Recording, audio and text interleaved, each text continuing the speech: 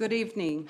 This is the caucus meeting for November 13, 2024 in the council chambers. Presiding officer of the council, Milady Tejeda, wishes to advise the audience that notice of this meeting has been filed with the Home News Tribune, the Star Ledger, and posted on the bulletin board in the city clerk's office and on the city's website, indicating that today's meeting is being held in the council chambers, City Hall, 260 High Street at 5:30 p.m., and right now it's 5:30 p.m. The council meeting will follow the caucus and closed session.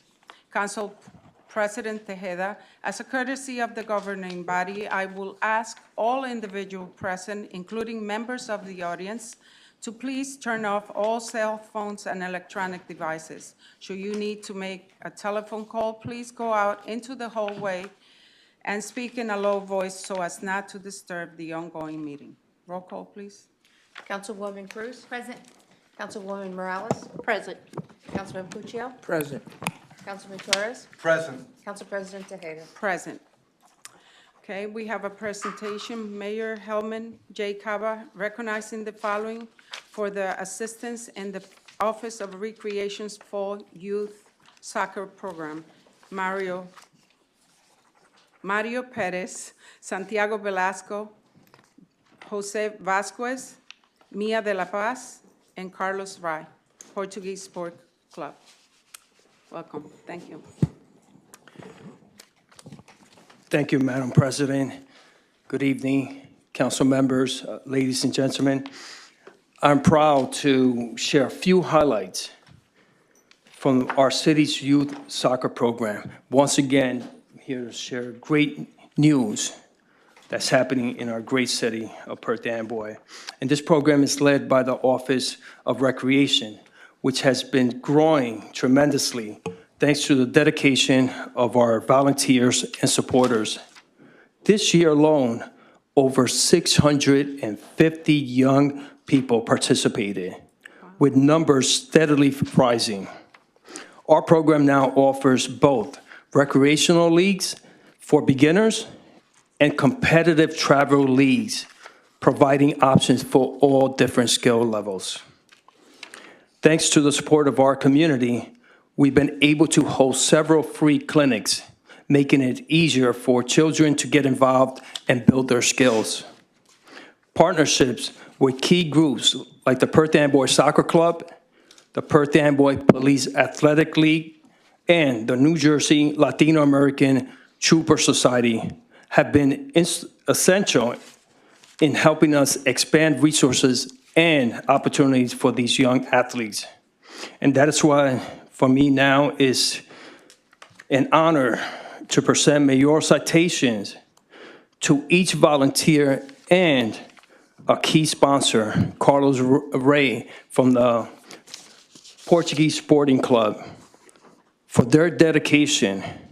Together, we're building a vibrant youth soccer community that keeps growing and keeps striving to offer more to the kids of the city of Perth Amboy. So if each of the volunteers and also the sponsor, if you could please come forward, along with all the members, yes, all the members that are part of the soccer program. Sí, por favor, vengan para acá adelante.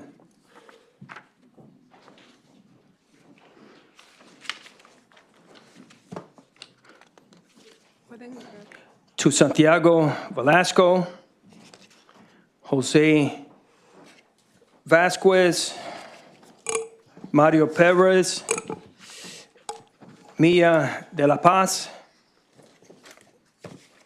I present you with a mayoral citation in recognition of your outstanding dedication and service to the City of Perth Amboy Office of Recreation 2024 Fall Youth Soccer Program. Your invaluable assistance and commitment have greatly contributed to the success of this season, creating a positive and encouraging environment for our young athletes. By sharing your time and skills, you have helped inspire our youth, instilling values of teamwork, discipline, and sportsmanship that will benefit them both on and off the field. We thank you for your dedication to our community and for enriching the lives of Perth Amboy youths. And also to our community leader here, Carlos Ray from the Portuguese Sporting Club, in recognition of your sponsorship of the City of Perth Amboy's 2024 Fall Youth Soccer Program. Your generous support has been essential in providing our young athletes with a season filled with encouragement, teamwork, and the joy of the game. By stepping forward as a community leader, you have helped create an inspiring environment that allows our youth to learn and grow. We deeply appreciate the Portuguese Social and Sporting Club commitment to enriching the lives of Perth Amboy youth and helping make this year be a very successful one. Congratulations to each of you.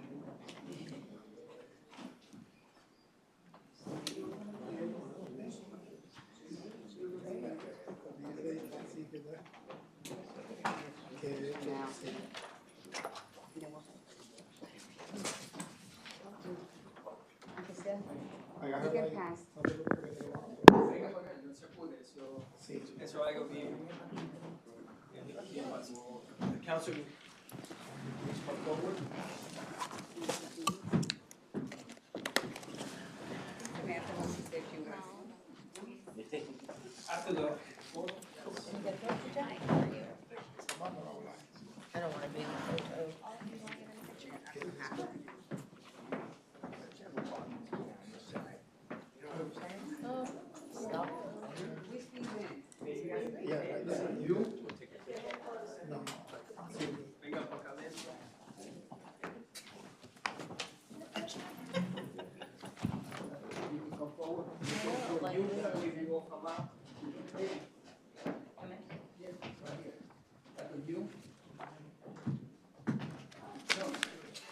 I just want to make sure you all come out.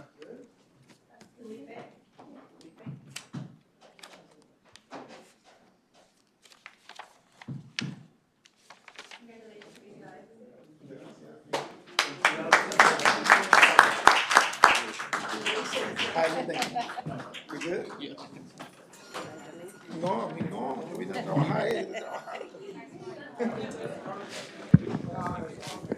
Thank you. How are you? Good. Sir, how are you? I thought you had the whole suit on. Sharks. This is actually part of the suit, right? I know. Like you dressed up today.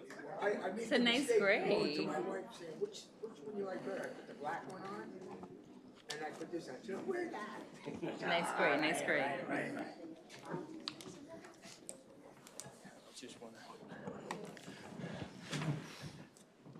Madam President, if you don't mind, if they could share a few words. Thank you. From our Office of Recreation. Hello, my name is Samantha from the Office of Recreation, and I just wanted to take this time to thank all of our volunteers, because truly without coaches and volunteers, our programs would not be what they are today. Our youth really looks up to each and every one of you, and we truly appreciate all your dedication and the time that you've taken to go to each soccer practice this season. And we've had a rise in our participants, like Mayor said, over 650. So again, we just want to thank you so much, and we really appreciate all of your hard work. Thank you.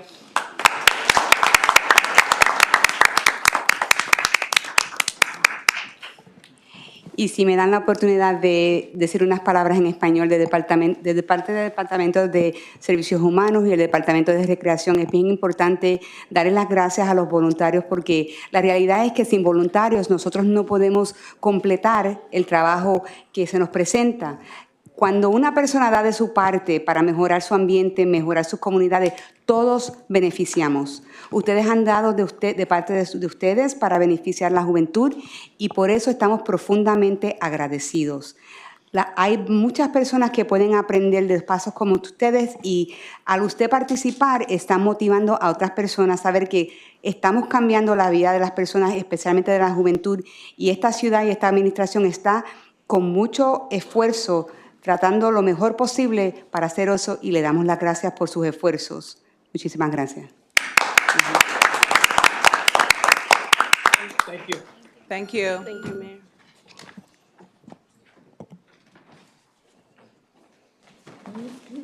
Okay, we'll continue the agenda. Public comment. Citizen may address the council on any matter on the agenda which does not have its own scheduled public hearing. Citizens shall be permitted to speak once for a maximum of 5 minutes. Reports. Jill A. Goldie, CFO Controller, submitted a copy of Moody's annual issuer comment report for the Perth Amboy. Number 2, Fallon Barczewski, tax collector, submitted the monthly report of collections for the month of October 2024. Ordinance, first reading, no public discussion. An ordinance of the City of Perth Amboy to amend an ordinance entitled, an ordinance designating restricted parking spaces for use by handicapped persons, ordinance number 380-85 and amendments, adopted July 2nd, 1985, also known as Chapter 255A of the Code of the City of Perth Amboy, and this is about addition and deletion. Resolution R 444-1124, authorizing insertion of revenue in the calendar year 2024 budget pursuant to NJSA 48, column 4-87, chapter 159, PL 1948 for the National Opioid Settlement in the additional amount of $14,913 with 96 cents. R 445-1124, approving transfer of calendar year 2024 budget appropriation in the amount of $988,420. Council President, I have a Yes. question of where we're moving this money.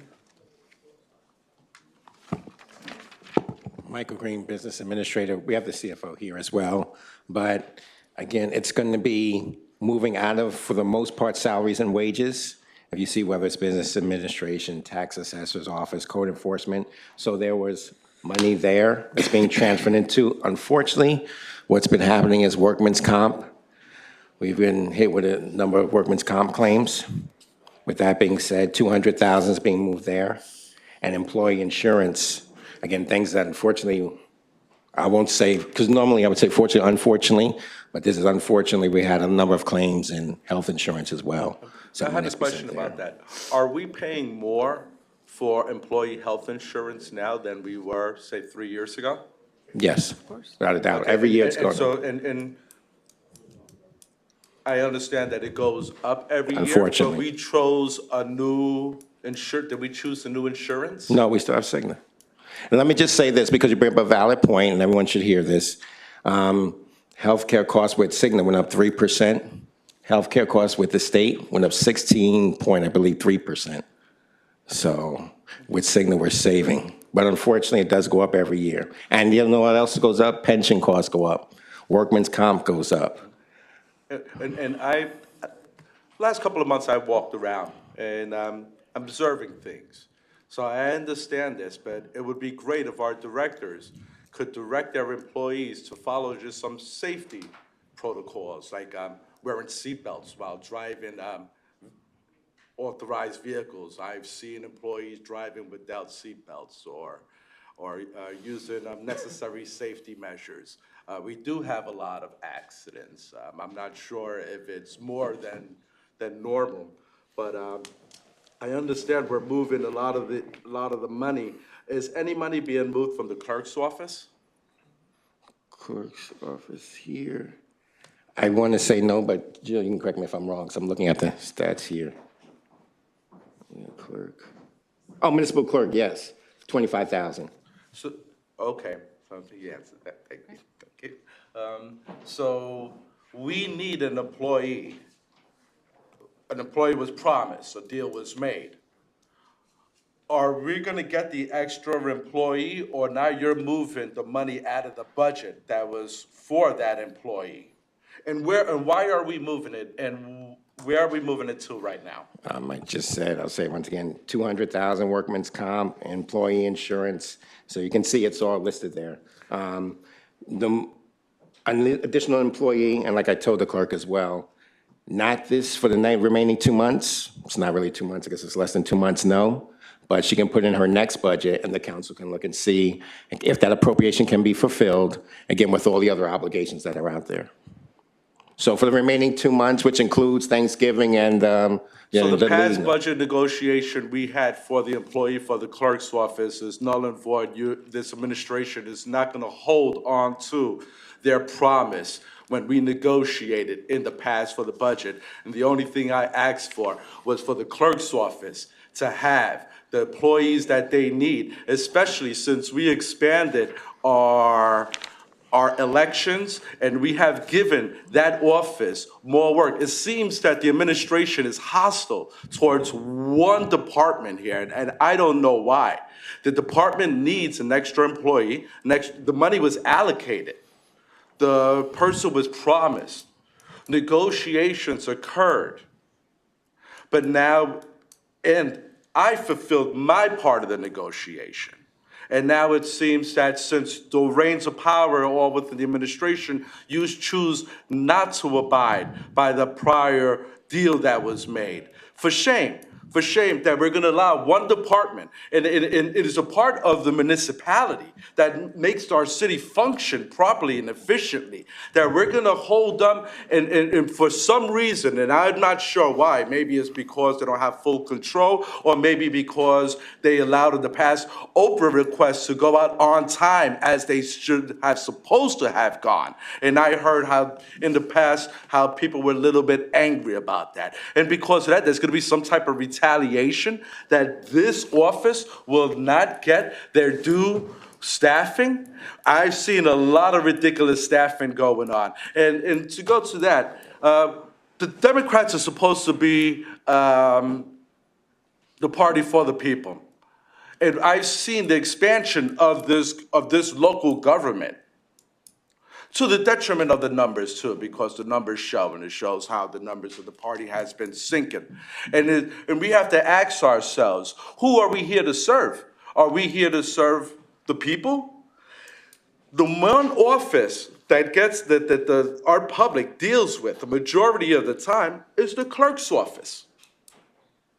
For any information that is needed, we need to have this office fully staffed. There is no reason not to.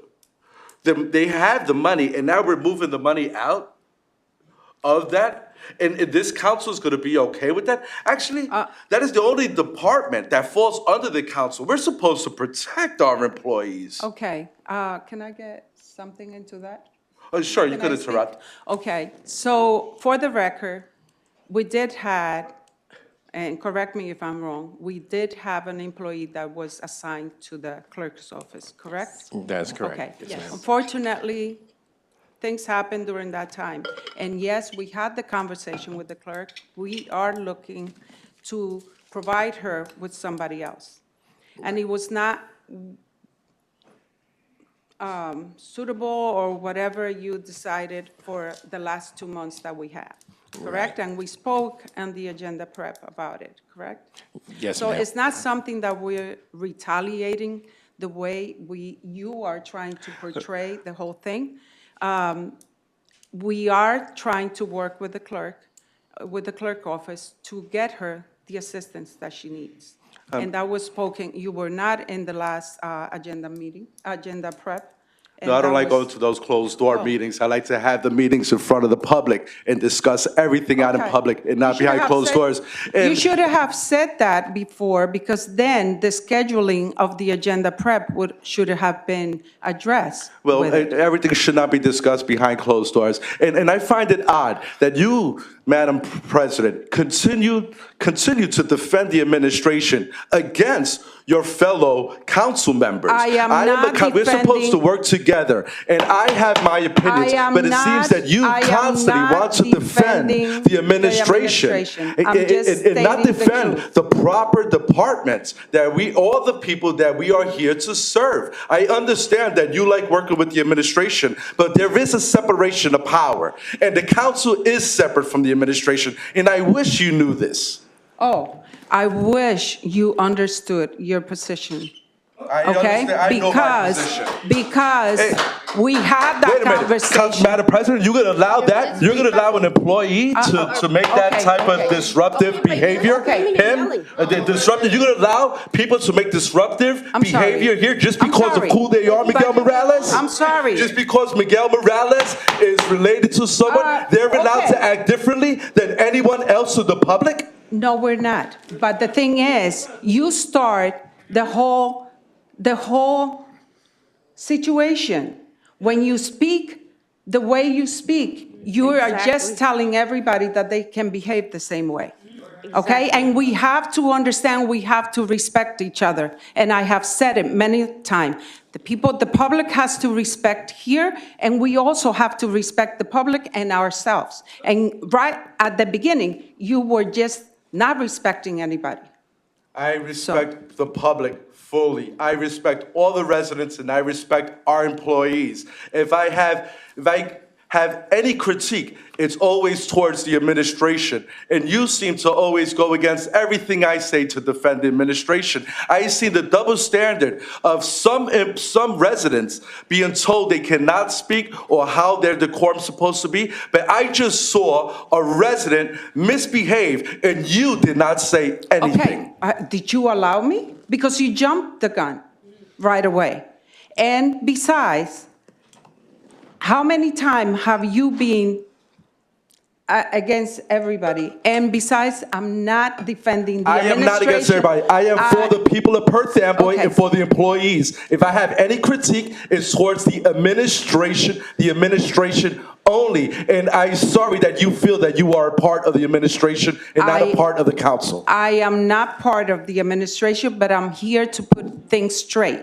You're speaking out of term, you're saying things that are not right, and you're putting that in the public. What am I saying that is not right? You were saying that the person that was for the clerk, that was assigned for the clerk, was not given to the clerk, and he was. The person. The employee. The- The employees that was promised to the clerk before was given to the clerk. the Vicky, clerk- didn't you get the an extra clerk person? is You did. It did not work out, but it's not that it was not given to you. Have we advertised for this new position in the clerk's office? Has the position been advertised? It was not a position. But I'm asking the business administrator. Okay, so I'll take it down a level. One thing I will say, and I have to say this so everyone understands unequivocally, Mike Green, the administration, no one here is hostile to any of the directors. I do not have it out for the clerk, for Vicky specifically, for any director that's sitting out there. I appreciate the work that they do on a daily basis, and not that just the directors. I have to say this most importantly, it's the workforce, because without them, none of this would get done, and there's a lot here. And I have to say that unequivocally. I thank all the time the clerk, my CFO, the chief, everyone here puts in all the work. It's not Mike Green. I'm just sitting here as hopefully a handsome face, and that's it. I just put that on the record. So there's no way I'm hostile to anyone here. So I have to say that. Now, the second part to this is, I know that we were saying, the clerk, and I expressed this in writing to her, I said, I know we would like to get another employee in, and like I just told you, it's not gonna be this month, November or December, but you can put it in your budget. It'll be evaluated by the council administration for next year. One thing you had brought up, the elections. Luckily, with the elections, there was a change where now the county has a larger role than when we were, nonpartisan. So that alleviated some of it. And also, we'll have greater efficiency, hopefully, with using SDL. Whether that comes to bear, and we see that come, to fruition, using SDL, hopefully that'll be the case. If not, we'll reevaluate it. But we have to utilize it more. And that's one thing we said we would try and do. I know we gave the tools. I don't know if we started to access it, but we had one initial training. We still have to have more. I know that. But to your point, I just want to put on the record, unequivocally, I do not hate, I do not despise. I definitely love the work that the clerk's doing, and I want to work, not just the clerk, it's for all of our employees. I want to put that on the Yeah, record. but you're taking money out of their budget that they need. From a number of budgets, Okay, as we so said, that is because the that's to truth. go That is into the workman's truth. We're comp. taking out money from their budget and putting it to probably 1, somewhere 2, where we 3, don't need 4, to. 5, And 6, here, 7, 8, it's a 9. shame because they're gonna need to work overtime to catch up to a lot of the work that they're backlogged on, and they could use this extra money. But now they're gonna have to renegotiate for next year to see if they could get the same money allocated towards them that we have right now, since you wanna move this money. Okay. If I could ask, I believe I'm going to anticipate your Yeah, I question, just- ma'am. yeah, You're I going to just say asked what them bid? which other departments, so that Yes. way we know, like, equity and. Yes, ma'am, I'll take. So business administration, they took out 30,000. Municipal clerk, they took out 25,420. Finance administration, 45,000. Data processing, 10,000. Tax assessor's office, 15,000. Legal services, 20,000. Code enforcement, 5,000. Police, 600,000. Fire, 15,000. So there's a number of departments we took money from, unfortunately. And like I said, the claims here, we're trying to do something, again, trying to educate employees more about workman's comp. But as you know, if there's a claim, the law says we have to take care of them. And again, with employee insurance is another unfortunate thing that we're having problems with. Okay, I'm gonna ask him a question. go ahead, get close. Mr. Green, why are we taking money from all the other departments? Oh, because, like I said, workman's comp, we had to increase that by 200,000. Employee health insurance, that went up 665,000. So we're moving money from, unanticipated claims, I guess the best example of it. Well, I'll just add, because I'm not trying to interject myself into this. But in all fairness, if the clerk's office needs somebody, there should be somebody there. And I think there has been a need for that. And just because the last employee didn't work out, and I understand, but I'm just saying, I understand what you're saying about the budget and this and that and this. But I hope that 3 months from now, we're not having the same discussion that the clerk's office didn't get that other person. Okay, and that's a valid point. Let me say once again, because maybe I didn't articulate it enough. She can put that in for her next budget, and the council's going to see it. And you'll see all the obligations there, and you'll say whether she could keep it, or any other department. You can say, hey, this person, you don't need that many employees. So it'll definitely be in your hands, sir, Okay. next budget, which is in January. Although we're going through the budgets now, put that in the record too. I do have a question as well. So if there is an employee that's in another department that's interested in moving into their department, is that something that can be possibly done so that they can get the help? that they need? That's something that can be considered, but the first thing is, as you know, ma'am, is to look at, right now, her head count would be 3. So for the next budget, the 2025 budget, she'll ask to be increased to 4. And at that time, if we say yes, with all the other obligations, hey, we're going to make sure there's 4, then there's 4 there. And whether we hire somebody new or somebody transfers into that 4th spot, that would We happen. really do need to get her the help that she really does need. Yes, ma'am. Thank you. So January, we'll see the budget. And thank you for going over all the information for all the departments. Just wanted to assure as well that that is posted just as positions for other departments, just so that way, in the future, that position is fulfilled. Okay, yes, ma'am. Thank you. This is a bad sign. This is a sign when they're scrapping and they're raiding other departments. This is a sign of fiscal instability a little bit. And it's a sign of rent increases, of tax rate increases to come. Mark my words. R 446-1124, authorizing professional service agreements with qualified engineers for city engineering special projects and planning services who have submitted responses to requests for qualification for calendar year 2025. R 447-1124, qualifying attorneys who submitted requests for qualification for various legal services for calendar year 2025. R 448-1124, authorizing an interlocal service contract with the County of Middlesex for Health Department Services commencing January 1st, 2025, and terminating December 31st, 2025, in the amount not to exceed $274,436.06. R 449-1124, authorizing Luis J. Perez, Director of Operation, to endorse the New Jersey Department of Environmental Protection Treatment Works application. R 450-1124, amending R 434-1024, refunding an overpayment of water sewer charges to 157 New Brunswick LLC in the amount of $196,406.52 for properties located at 157 New Brunswick Avenue and 160 Jefferson Street for all periods from 2019 through August 2024. Okay, I have a question for this one. And this is Paramount Properties, correct? Paramount Properties. And this past week on Smith Street, I believe, there was a business that whole facade came falling down, Lucky Pizza and some other businesses. Is that property also owned by Paramount? I'm not sure. Do you know? Yes, it is. He said, yeah. Yes, okay, so we've seen how that one entity takes care of that property. I wonder, how was that property able to get to the condition so deplorable that it put our residents' lives at jeopardy when the whole facade came falling down into the street on Smith Street? Is that the one where the guys, I believe I was told they stepped on, yes, the fire chief was here, they stepped on that and the weight of the individual caused that to fall. Am I correct, Chief? Fire Chief? He said, yes, that was it. That's So what face of the building was a portion of the face of the building was able to come off? I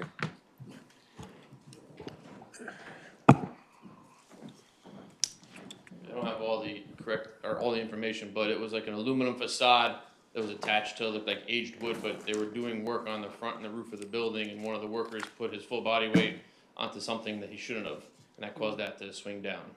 So Paramount was out there probably right after the fire department to make repairs, but fortunately nobody got hurt below and it didn't swing all the way down, but yes, it could have been bad, but the reason, it did just fall from age, and somebody put, I don't know how many hundreds of pounds of weight onto it, so. And it was properly inspected, the job that was happening? I'm not sure, that'd be, someone else. Okay, Yeah. that's We my next. responded there on the emergency response to make sure it was safe, that was it, but. Thanks, That was, Sergeant. it was like just dropped, but there was an actual cause for it, so. Thanks a lot, Chief.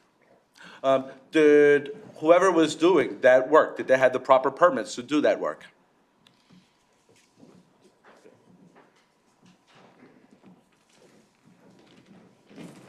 Good evening. So they didn't need a permit for the work that we're doing, but once they made the mistake, so an inspector went on and checked after they did the job. So it was inspected by a city official. Okay, but they didn't need any permits for the type of work they were doing? No, sir. Okay, thank you. Thank you. Okay, what is this amendment? What is this adjustment for the money? It was my fault. You previously approved it, I think, in 186,000. Yes. And the correct amount is 196. I should have caught that on the last agenda and I missed it. So this just corrects that to authorize the additional 10,000, which should have been in the first agenda. Can we explain to the people this refund to Paramount Properties?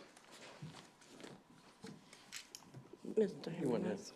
This is, yeah, you can discuss it. Last time it was the overcharge for the number of years. 2019 through We 2020. were overcharging, well, the city was overcharging Paramount for, since 29, 2019. yeah. And finally, they received one really high bill and they complained. The city checked all the all the bills, and yes, they confirmed that they were billed erroneously. And one of the reasons why that happened is because I don't know if the equipment that reads the meter truncated the last number, or the computer and the system that the city has over here truncated the last number. So with that number being gone, probably the city thought that the meter just turned around and started all over again. And, you know, when you assume that, that's a big number. And we found out that it was a number that was missing. And who was doing the billing? Who was in charge of this? Was it the city or Middlesex Water? No, that's the city. We don't city? do billing. Our employees were doing the billing? Yes, it's a city, and it's not coming from the municipal budget. Of course, it's the utility, so the utility has to refund the money. Okay. Thank you very much. Wait. When did the city take over doing the billing? 2018. Okay, and when does this go back to? 2019. 2019, so it's after the city took over. Okay, that's, because, you know, I just didn't want to be misrepresented that up until 2018, Middlesex Water was doing the billing because their employees were downstairs working downstairs. Is that correct? We have Miriam some employees working worked for Middlesex Water. She didn't work for the city of Perth Amboy. Right. Okay. Just wanted to make sure that was clear. Thank you. Thank you. R 451-1124, authorizing refund of a restoration fee in the amount of $1,250 to Abel Lopez and Will Marie Nieves for property located 673 Hunter Avenue, Block 397.07, Lot 10. R 452-1124, authorizing a refund of overpayment to South Pine LLC, permit number 24-0493, in the amount of $3,871 for property located at 409 Eagle Avenue, Block 321, Lot 15.01. R 453-1124, directing the tax collector to place a lien on 131 High Street, Block 23, Lot 48, in the amount of $365.57 for charges incurred by the Department of Public Works to cut, trim, and clean the property. R 454-1124, authorizing refund of a restoration fee in the amount of $1,250 to Karina Magana for property located at 194 Pulaski Avenue, Block 422, Lot 4. R 455-1124, authorizing a refund in the amount of $150 to Mark Dino, a tenant, for the return of his key deposit for 4 keys with the Perth Amboy Harborside Marina.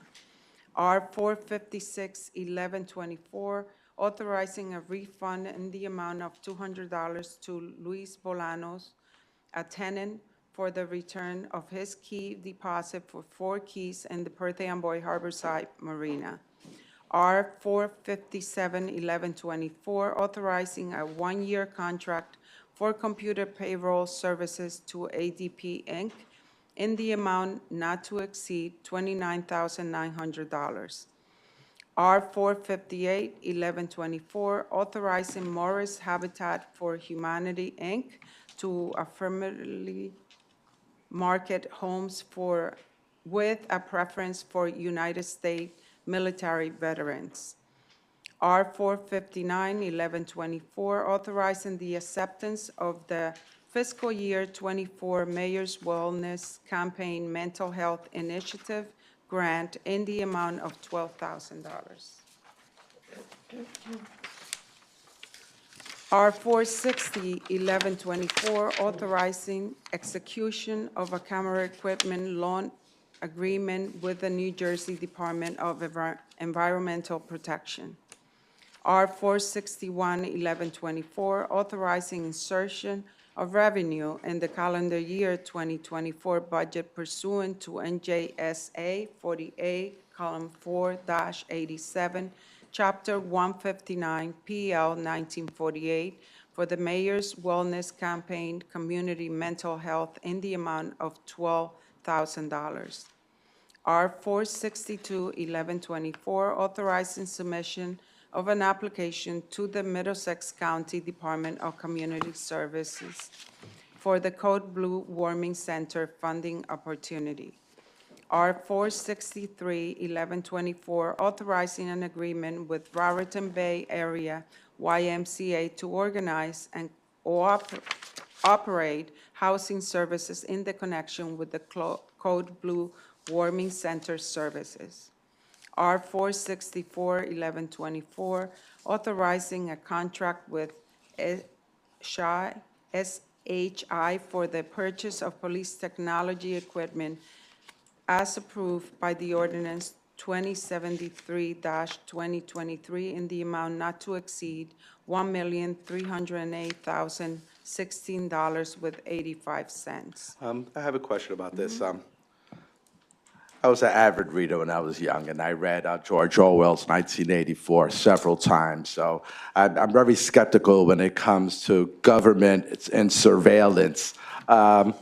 But recently in New Jersey, there was a case where a police department was misusing their surveillance. And I was wondering if we're going to have any protections in place where anyone who's working in this department cannot misuse this technology to spy on residents, whether they have some type of vendetta or anything else out there. Do we have any safety measures? Because there are currently cases in the state of New Jersey with police departments misusing this technology to spy on residents. And I wonder, do we have anything in place to protect our residents? Chief? Chief.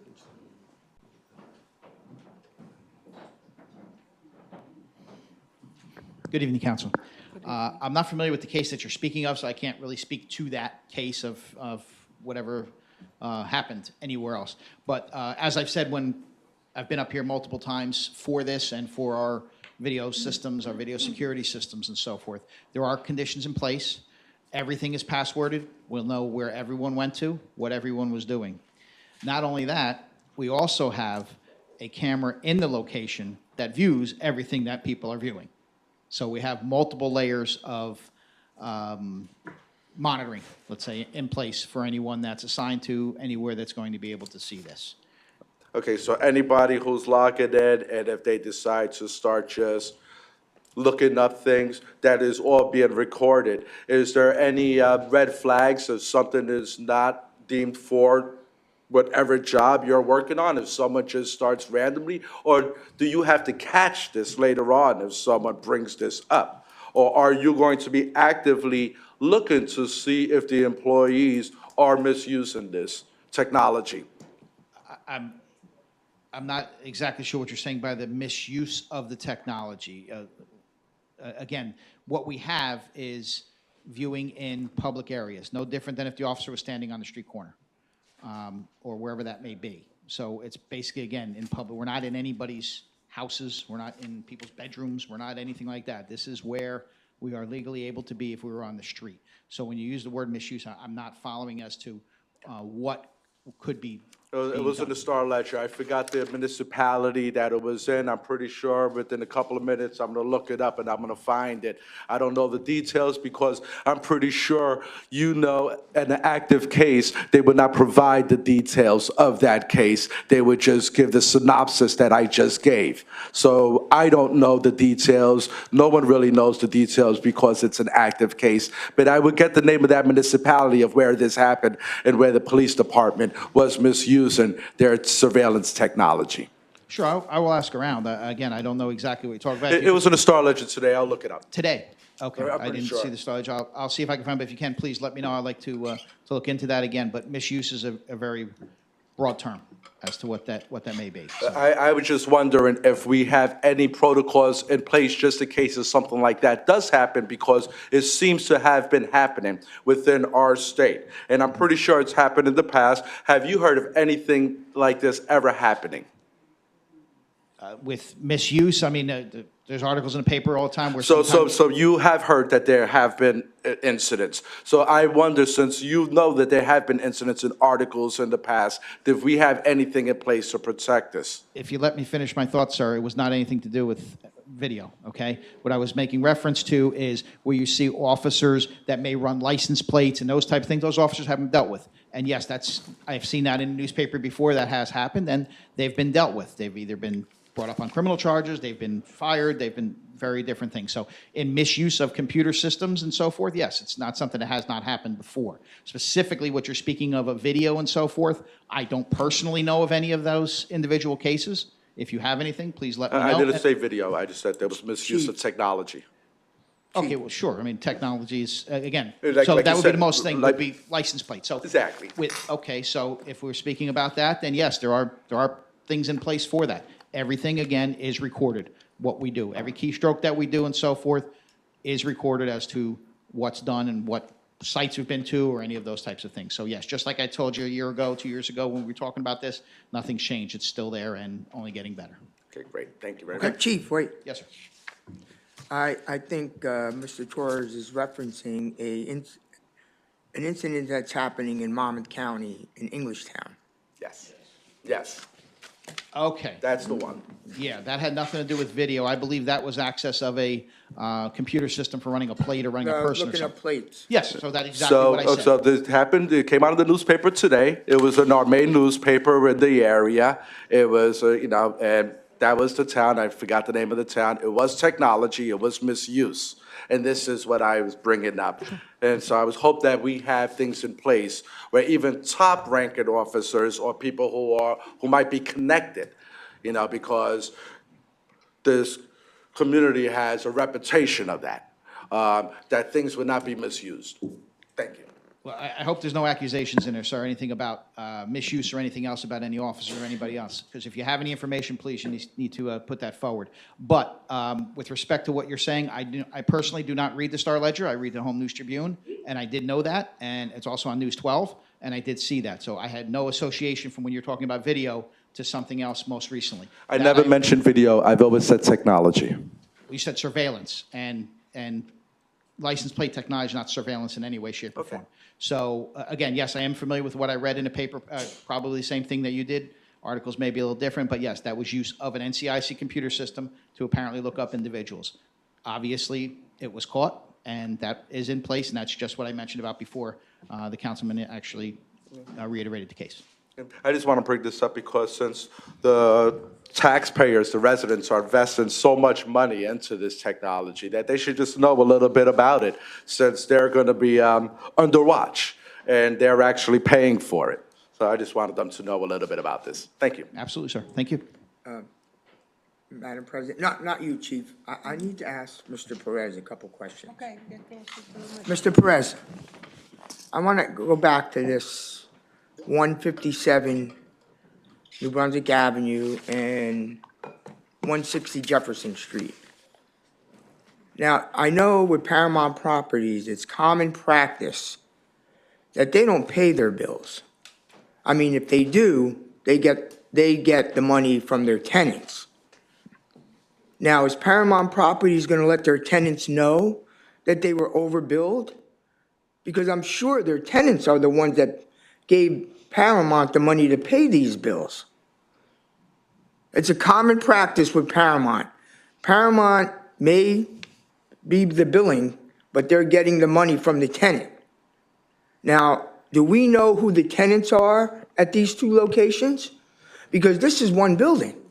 It's just a matter of one side is Jefferson Street and the other side is New Brunswick Avenue. Now, there's a couple businesses in there. The unemployment office, for one, is in that building. There's that one barbecue place that's in that building. There's a gym in that building. Sales by the Bay is in that building.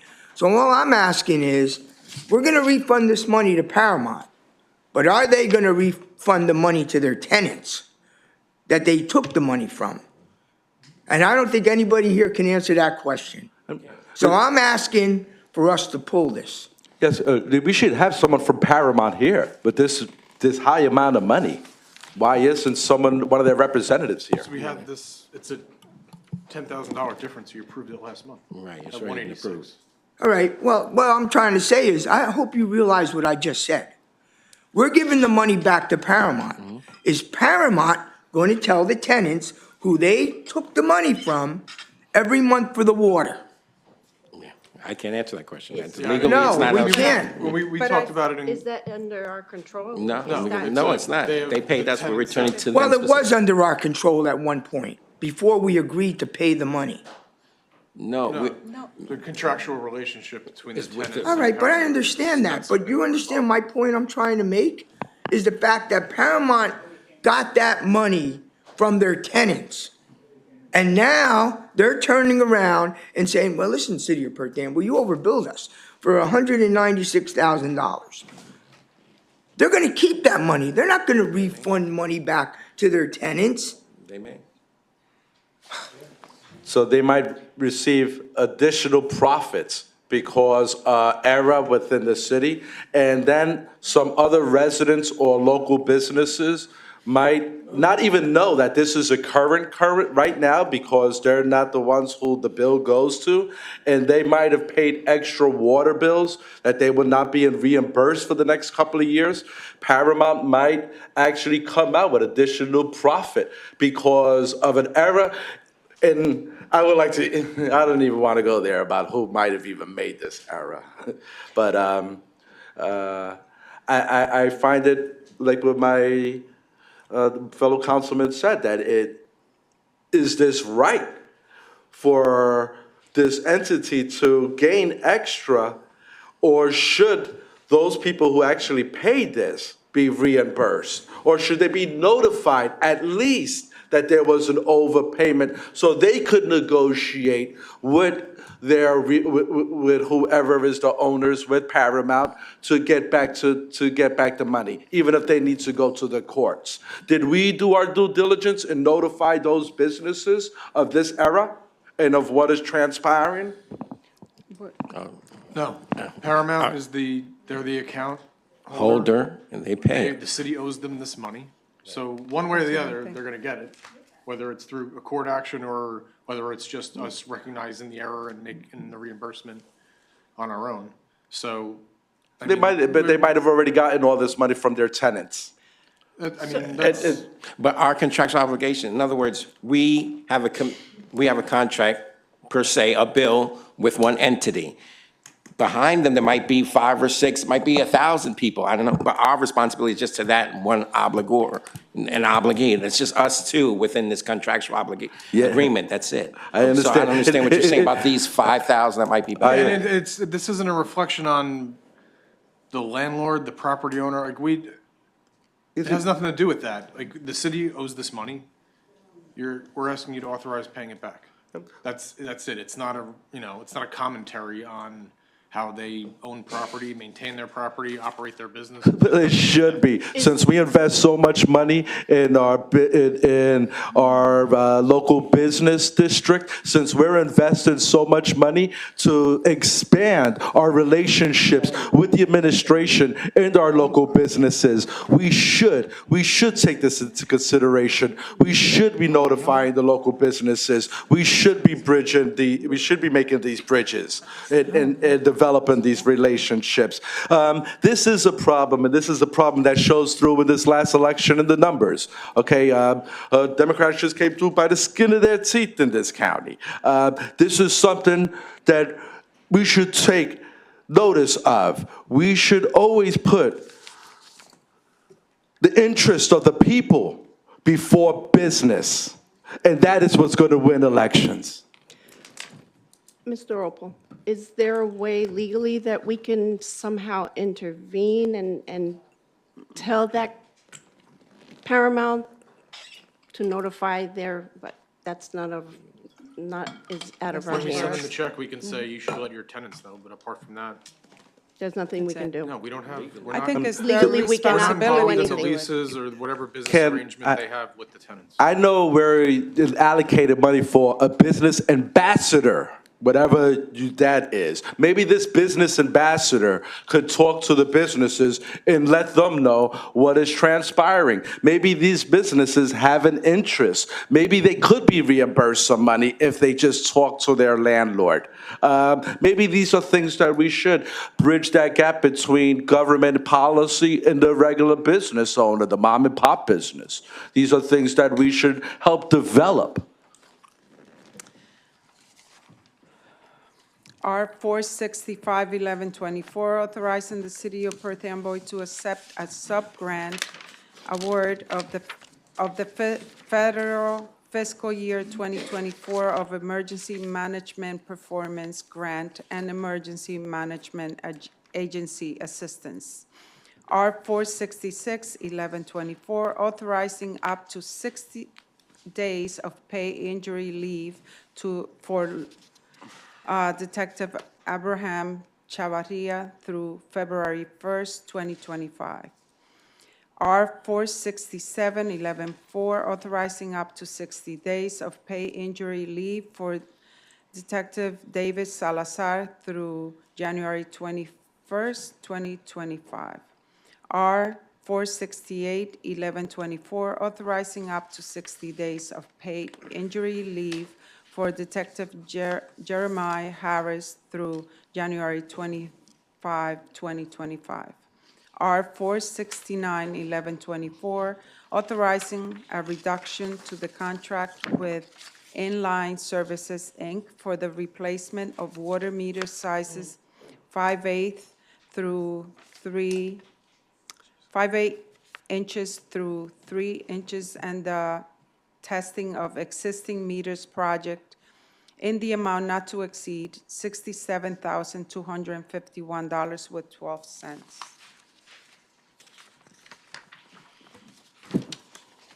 R 470-11-24, authorizing the refund of tax overpayment created by tax appeal on Block 399.02, Lot 9, 1 Lindbergh Avenue to Peter J. Zip, Esquire, Attorney Trust Zip and Tannenbaum LLC in the amount of $157,498 with 35 cents. This is a very large bill. What property is this? The nursing home. The by nursing Moose home. Lodge. The nursing home. And that was the overpayment of taxes? They appealed. It's a tax appeal. Tax appeal. I mean, Discussed this in closed session, if The not other last day, meeting, 2 yeah. meetings ago. Yeah. With all of these appeals, we got to really start reevaluating pilots in the future because it seems that the tax revenue that we're receiving is not going to cover the expenditures of this city. I have a question. My mother-in-law died in that nursing home. My question is, they have a tax appeal, but they just redid everything there. They did the outside and the inside. Yeah, so, I mean, there are grounds for their tax appeal. I mean, And they won. they won. So, and I know the property changed hands. Somebody else took it over. Oh, all right, never mind.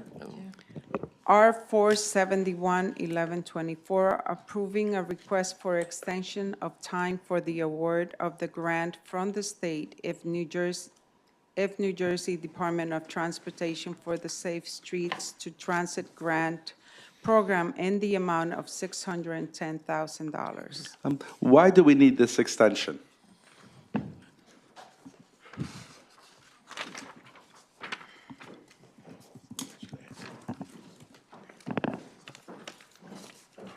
We should see what the other Good side evening, of it Council. looks like. That's a pretty easy question to answer and actually a good one for the city. We were awarded 610 or whatever the number is for the grant. but to design the improvements would cost us over $200,000, and we were able to benefit from a state program that will pay the design cost. So the design cost would not come out of the grant money, so all of our grant monies would go straight to the project. And that process took a little bit longer on the state side, where they appointed the engineering firm to do the design work. So this is actually a cost savings to us, and the extension is requested from the state. Just to refresh my memory, what is the project? Safe routes to safe routes to schools near the Rose Lopez school. So it's improvements to Ogden, Seaman, Augustine, different improvements that the engineer is going to put in place. It includes curb improvements, road improvements, beacon lights, traffic signal, and other road improvements. Thank you. Thank you. Thank you. Okay, there's a late starter that was brought in, resolution, that will be Resolution R-472. It's a resolution of the City of Perth, Amboy County of Middlesex, New Jersey, rejecting bids for the fire department parking lot improvement project and advertising for requests for bids. That will be 472. Thank you. Okay, we have communication. Excuse me, Council President, we need to add on the person-to-person transfer. Okay, that one I don't have. I forgot to Okay, make it. okay, so it was the previous one that we had? Right, from Market Square Okay. to, across the street. Okay, so that will Noche be. de Colombia, I believe. Yeah. So that will be R 473. 473, consenting to the Person-to-person person-to-person transfer. transfer of plenary retail consumption license number 1216-33-045-010, held in the name of Market Square Restaurant LLC at 270 King Street, Units 2, 3, and 4, to Noche de Colombia. That will be 473. Right, thank you. Kept your old agenda. Well, she forgot to bring it. She forgot to But we bring just it. had That it this was morning, so that's why the information session. That was in the agenda prep, but then there was something missing, and it came in today, and so they put it back. And I have a question for the resolution that I proposed at our last meeting. I was wondering if Councilwoman Morales was able to get any of the answers to the questions that she had for that resolution. Yes, actually, I did. I am ready to present a resolution. Just one question, though. The original resolution that you brought up last minute, who drew up that resolution for you?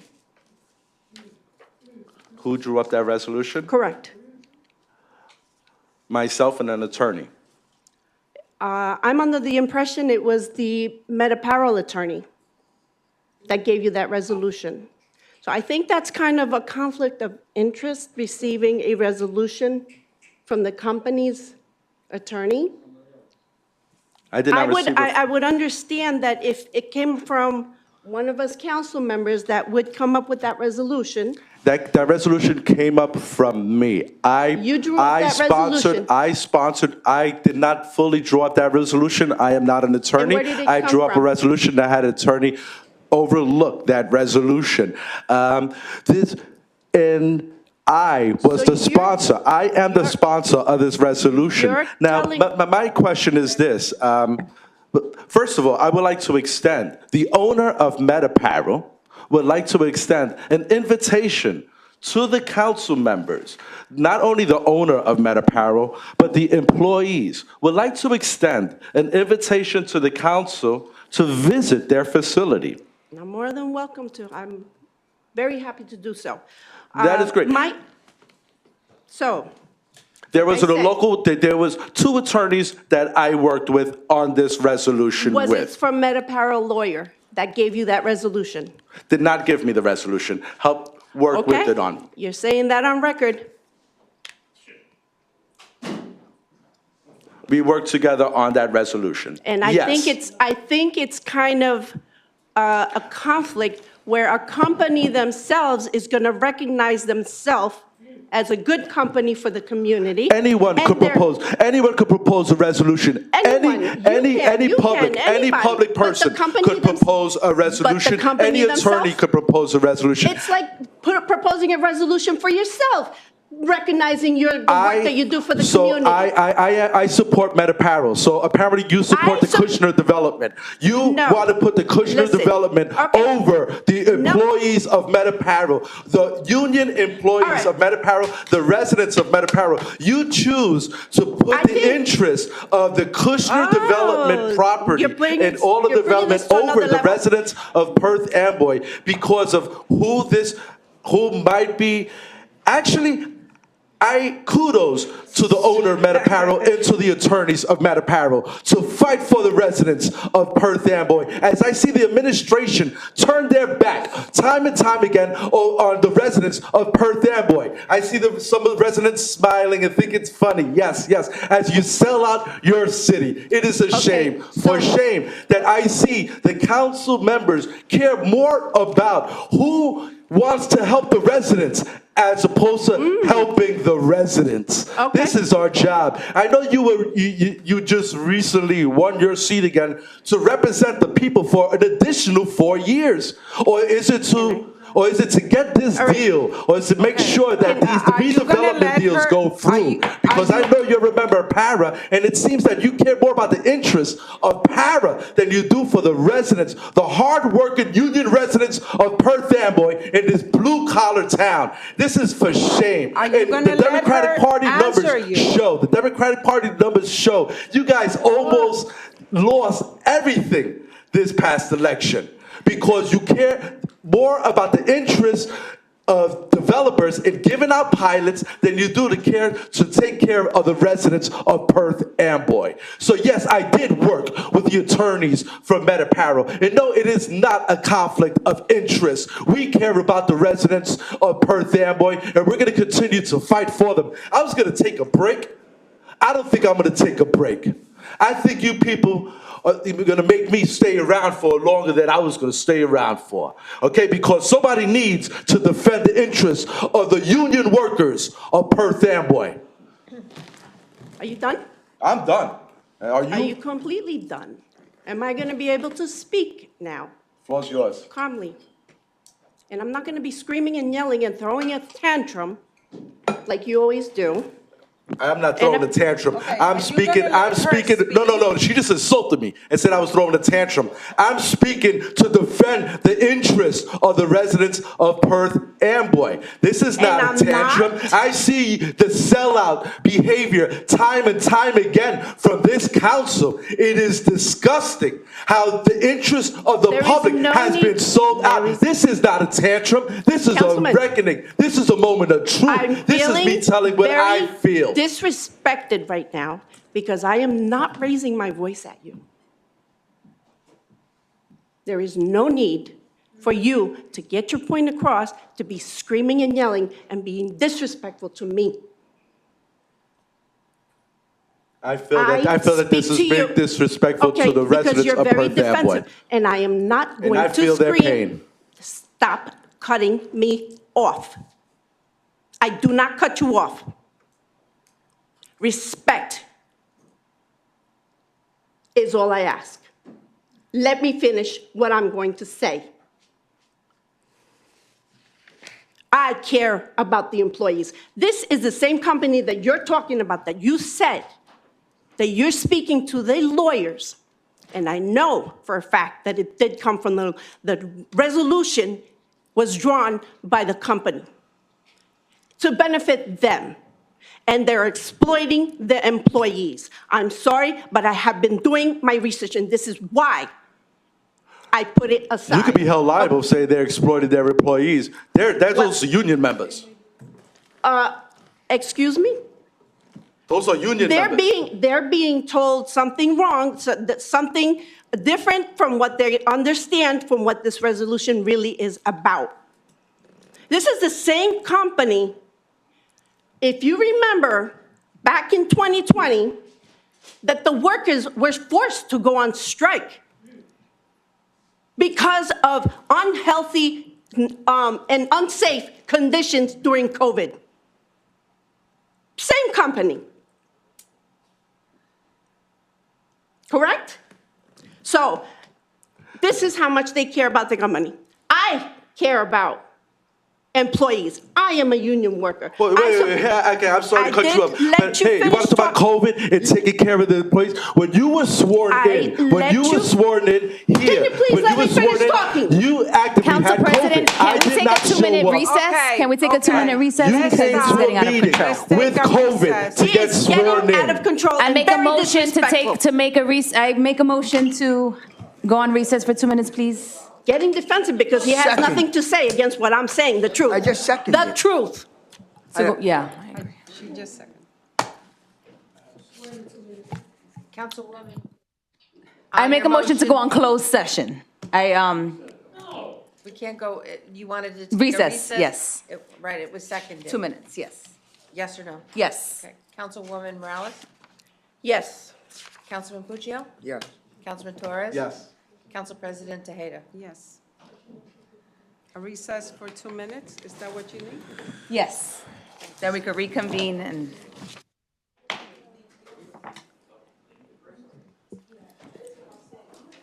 I need a motion to come back. right? Move. Second. All in favor? Aye. Aye. Before we continue, I will ask, please respect each other. Whoever has a different opinion has to wait for the other person to finish talking before you interrupt, and before you answer. Everybody has their chance to speak. So I want you to respect each other. And this is the way you're behaving here. You're not representing our town. So please, let's continue. So you were speaking, Ms. Morales? Nobody seconded. We all Yes, did. it did. Oh, Yeah, we did? did. We did? Oh, okay. Go ahead. Sleeping. Where was I? So, yes, I'm okay with recognizing employees. I'm okay with recognizing businesses, by all means. Of course, 150%. But I have to look at who is really benefiting from this. And from what I understand, some employees that have been spoken to, that they were kind of misled with what this resolution was about. So I am okay to draw up a resolution recognizing the company, recognizing the employees, because they do work hard, and I am all for that. As a union worker, I support union workers. I am not against not recognizing a company for what they do. I am not against employees working hard. Of course, I am. But I want to know, and I want to make sure that this is being done the right way. I want to make sure that it's benefiting the city residents and that there's nothing shady going on with this resolution. What was the hurry of putting this resolution right away? As you said earlier, Councilman, you said the interests of the people is what's important and not the businesses. Those are quote, unquote, what you just said. I'm looking at this is more the resolution that they proposed to you, the lawyer of Met Apparel, that you sponsored, most likely was more to benefit them. So I am okay if Mr. Green, Mr. Opal, we can present a resolution, which is right here, recognizing the company for all they do and their employees. If everyone is okay with that, we can present it. It is right here. I would just like to say, when I'm defending this business, it is to defend the jobs of our residents. I bought this jacket a couple of weeks ago from the Shot Leather Factory sale. Shot Leathers used to be in Perth Amboy for over 70 years and employed over 100 Perth Amboy residents and gave them union work.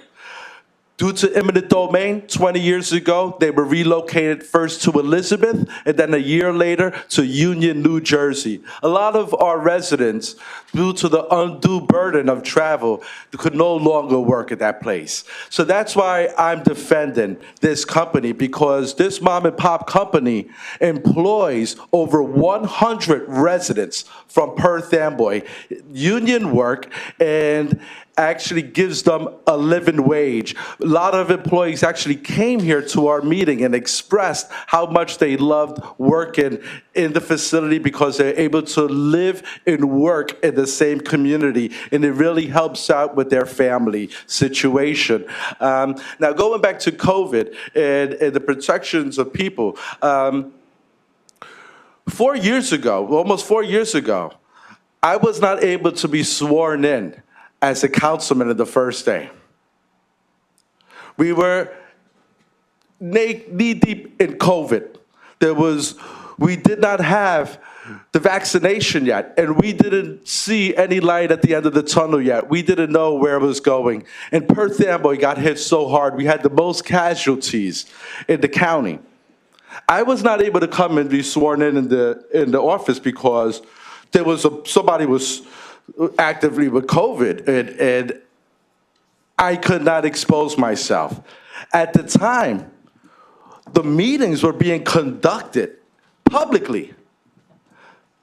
I came in a couple of weeks later, was sworn in, and forced the council to have Zoom because I read the governor's mandate, and we were not following that. I was a new council person, but this is what transpired, and this is how this is how it was acting.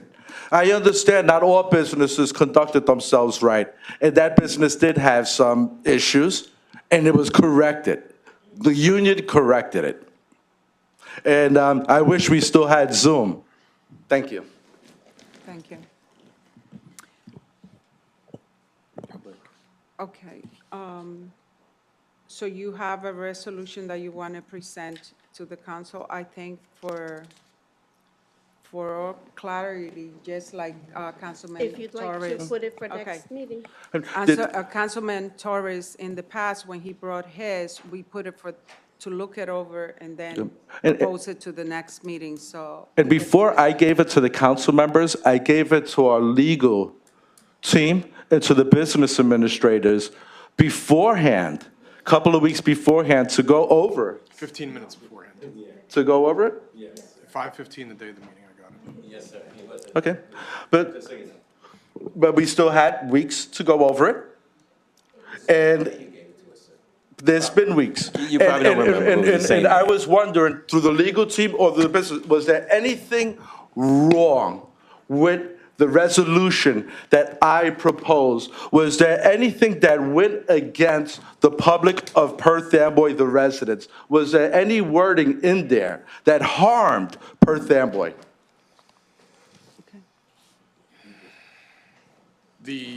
There was language in there that wasn't beneficial to the city as an entity. Meaning redevelopment, or meaning the taxpayers? What do you mean, the city? As an entity, the city. The residents? The employees, because the city as an entity includes the residents. The municipal corporation of the city of Perth Amboy. Well, how does it not help the city of Perth Amboy? There were insinuations in there that the city was going to deviate from certain contracts that had been negotiated and signed by Para. That was the one that jumped out at me. Was that true or not? Is it true or not? The agreements speak for themselves. I mean, that was the first thing that was an issue, and you'll see, I think, in the councilwoman's revised version, which you'll have a chance to look at, that, had the city drawn up this resolution, that's what, Why didn't you discuss this with me? I didn't know if it was gonna move. This whole idea of, I'm still a council person. this whole idea of recognizing the company is a policy decision. I don't involve myself in policy decisions. That's for the council to decide. I look at things for legality and what the impacts would be to the city, and I respond accordingly. Have you had a conversation with Councilwoman Morales about this resolution, and did you talk about any tweaks to it with Councilwoman Morales? I talked to Councilwoman Morales the other day. I spoke to the council president about it last week or 2 weeks ago. Talked to Mr. Green about it. But the person who proposed it, you chose not to speak to about it. Okay, thank you very much. I didn't know if it was going to move. If you want to talk about it, I'll talk about it, but if and when it's time to move it, I'm happy to have the conversation. They reached out to me. And just to be clear, you're also the attorney for the redevelopment agency, correct? I am. Okay, thank you very much. Okay. Okay, so I guess you will pass that on to all the council members to look at it, Yes. and then we'll decide later on. Okay, closed session, resolution R-443-1124, authorizing a closed session at the November 13, 2024 council meeting to discuss the following: attorney-client privilege contract negotiation. I need a motion. Move. Second. Councilwoman Cruz? Yes. Councilwoman Morales? Yes. Councilman Puccio? Yes. Councilman Torres? Yes. Council President Tejeda? Yes. Public portion, 5 minutes maximum per speaker. I need a motion to open to the public. Move. Second. All in favor? Aye. Aye. Against? You're open. It's open. Go ahead. Ken Bauer, 359 Brook Avenue. It's just amazing. A week before election, I get Perth Amboy's Progress. A week before the election, in my mailbox. The same day, I get a campaign notice from Sharon Huberman. But I get nothing from Cava or Rosa or the other one that's running, but a week before. How ethical was this to be sent out a week before the election, and how much money did this cost the taxpayers? Did it cost $25,000 that you take it from the clerk's office? Because I put the Oprah in, I'm surprised I don't get my Oprah yet. It'll come after. It's amazing. Now, I have a picture here with Cava and the guy that's urinating over here. Did he work on your campaigns? Did he work on your campaigns? Anybody want to admit to that? Because I have somebody that told me that he works on the campaigns. So this guy, who made homophobic statements and assaulted a police officer, is working on campaigns. Now, on June 26th, Councilman Rosa, you called in sick. Were you at a campaign event pushing for the governor, our assembly president, to become the governor on the day you called in sick to this council? Yes or no? You asked me this question in the previous Right, I did. meeting, and I said no. Okay. I was here at the council On the meeting. 26th? June 26th, as you said. You're listed as sick on the minutes. And I have not been out sick anyway. I've not called out sick. If I called out, it's because of another reason. It could be personal matters, but it has It's on not the been minutes. sick. That's all I'm saying. I'm asking. Oh, then the minutes are wrong. No. As a matter of fact, the council president said Councilwoman Morales is ill, she won't be here. Well, then that was a mistake of the council president, but here. I was not, doesn't matter what I'm here, but I did not call out sick. And I was here, if you check the records, June 26th, I was here. Okay, fine. I'll ask the assembly president what I said in the letter. I don't even And have you're to right. answer your questions I will. anyway, but Okay? I'm Don't worry answering. about that. That's the problem around here. Nobody answers. Go it. ahead. And I have no problem. Councilman Torres is correct. President Trump was only 1,300 votes away from winning. So you may help him win the popular vote. So I'm sure you got your tickets to the White House now through McCabe and McGreevey to go see Trump, because you're going to push this thing as soon as the election's over. So I'm sure you got that already. Now, you're moving all that money around. How much is taxes going to go up next year? You're already moving money around. how much taxes are gonna go up in the Board of Education? Because you gave away millions of dollars in pilots, millions. So how much money is gonna go up? So next year when you run for election, what are you gonna say? Because over here he says, raise no taxes. What's gonna happen next year? We have the CFO right here, and we know there's a money problem, because you said the insurance went up, that means insurance will go up again. That means the other fees are gonna go up, and injuries are gonna go up, because that's just the way it is. So, you're gonna raise taxes next year. You didn't raise them this year, because the mayor didn't want them. And the mayor didn't want the Board of Education to raise taxes, so that those guys can win. And now, you've got no raising of taxes for the Board of Education. You're giving away millions of dollars. The Democratic law firm over here, who negotiates no money, who hates children, and hate to tell you, they're Hispanic children. What is in our school system? 70 to 85% Hispanic children in our school system, and you negotiated, hey, the white man. You blame Trump for all the white men that he has on his thing. Well, there's the white attorney that's giving away millions of dollars for the Spanish children. For the Spanish children. That's what's in this town. Hispanic children that can't speak English, that came here to get a better education. But you gave away millions of dollars. Took away their busing. Took away security. And taken away everything else. That's up to you, and you guys are going to look in the mirror and say, millions of dollars to the rich people. E-Port 1, E-Port 2, you're going to give it to Kushner now. Not a penny for the poor children.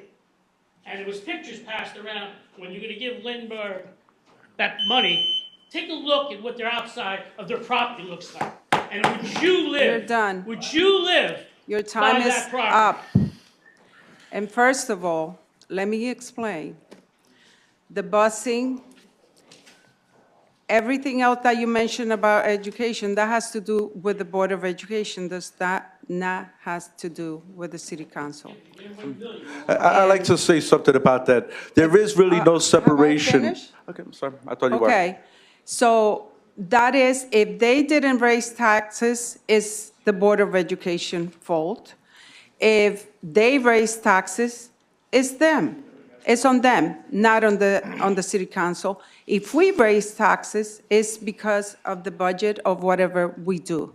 But that's our responsibility, not the Board of Education. Yes, we do work together. We kind of communicate to make the city better, but we cannot mandate the Board of Education to do whatever they need to do. I'd just like to say there really is no separation. There should be a separation. But we have liaisons on the council for the Board of Education, and we should know their budget and their budget shortcomings.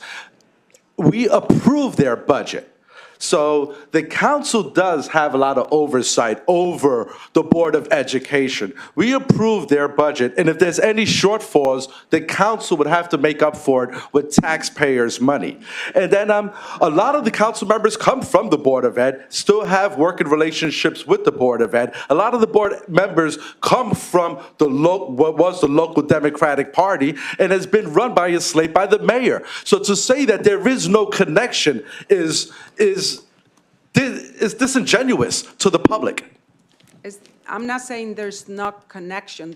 We don't mandate what the Board of Education does. That's what I said. I'm sorry. Go ahead. Good evening, everyone. Get closer to the mic. State your name and your address. Good evening, everyone. My name is Gloria. I live at 426 Lawton Place, and I have a complaint against neighbors that live at 428 Lawton Place. It's been more than 4 years, but the last 3 years, I have called police in regards to them turning their yard into an auto shop. Numerous have sent pictures to the code enforcement to help me out and the police officers to help me out. I have mixed ideas how the police, at times they say it's okay for them to fix cars, whether it's at 2 o'clock in the afternoon or whether it's 3 or till 11 o'clock at night. They're fixing different kinds of cars, and then other officers, comply and tell them to stop. So what I did 3 years ago, since I couldn't get any help from the officers, because I know they're busy, and I really don't know how the code enforcement works until I called back 3 years ago to, I believe, Mr. Johan, and he explained to me the code enforcement regarding fixing cars in a private residence. And he told me that he was going to help me. He told me to be very patient, which I was very patient because it's going to take a while. So I waited almost a year, no resolution. So then I called the mayor, Mr. Cava, and a nice lady answered the phone, and I explained to her the situation that's going on, the fumes, the name calling, how do you call it, the fixing of cars till 11 o'clock. If I don't call the officers at 11 o'clock, they continue, to drill, take the tires off, burn gas, and so forth. So they were able to help. So Mr. Cava referred me to Mr. Rudy Rodriguez. He called. I explained to him the situation. I told him I already sent all the pictures of different cars that they've been fixing throughout the year.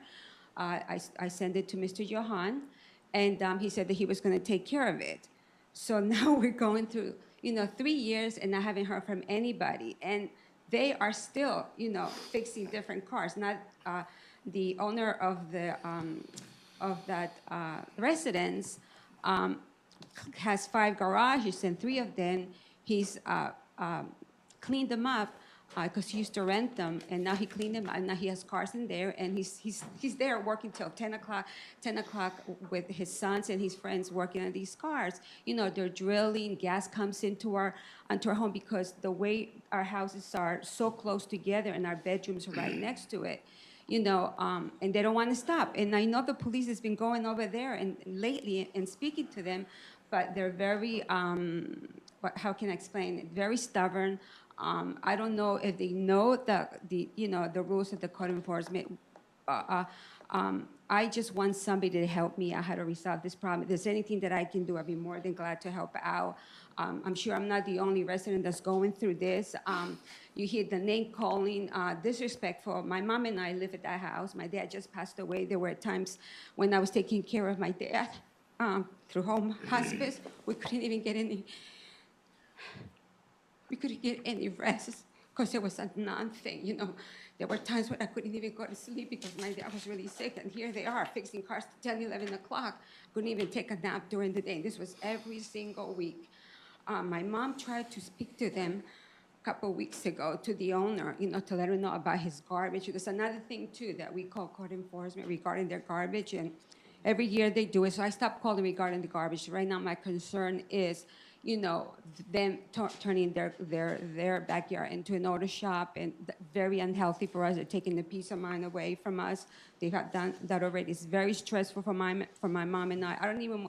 When I go to work, I don't even want to come home. When my mom and I go out, we don't want to even come home because we don't know what to expect. And it's very stressful. And my mom is old school. She's 89 years old. She's tried to speak to them, politely, and it backfired on her. And I had said to my mom, do not speak to them because I know they're not respectful people.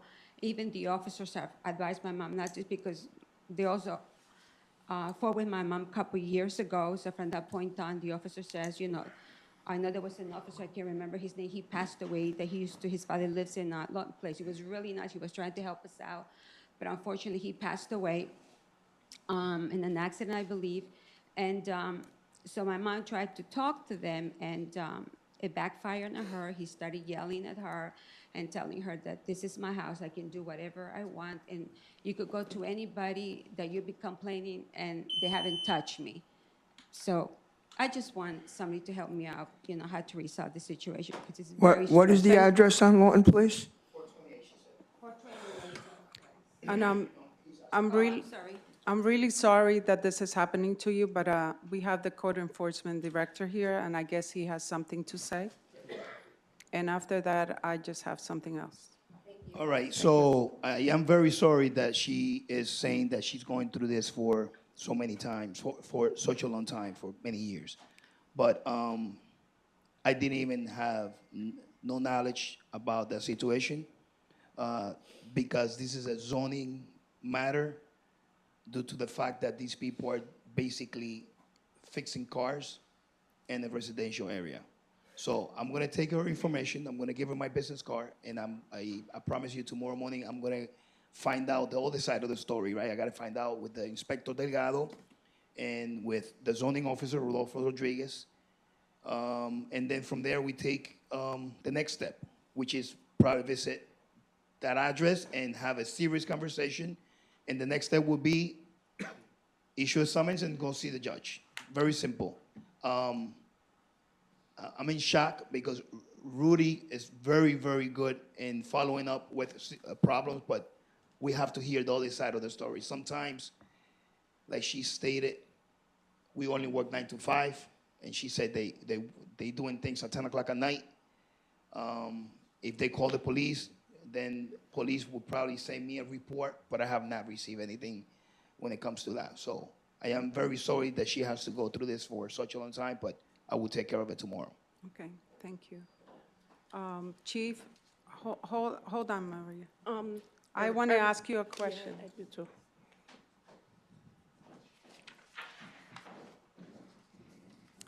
This is like the second resident that come in the last meetings complaining about calling the police for certain things. And I don't know how this situation involves the police. But some of, last time when you were not here, there was another woman, and I don't know, Mr. Green, what happened with that citizen, with that resident, because it seems like they called the police and the police do not follow through, I guess, or maybe they don't guide the resident in the right way of how to deal with the situation, because there was another resident last time here complaining about a different kind of situation. Right, we had the meeting with her, and I think Irving even came to that meeting too. She came, remember we had the meeting with the lady from, with her parking spot?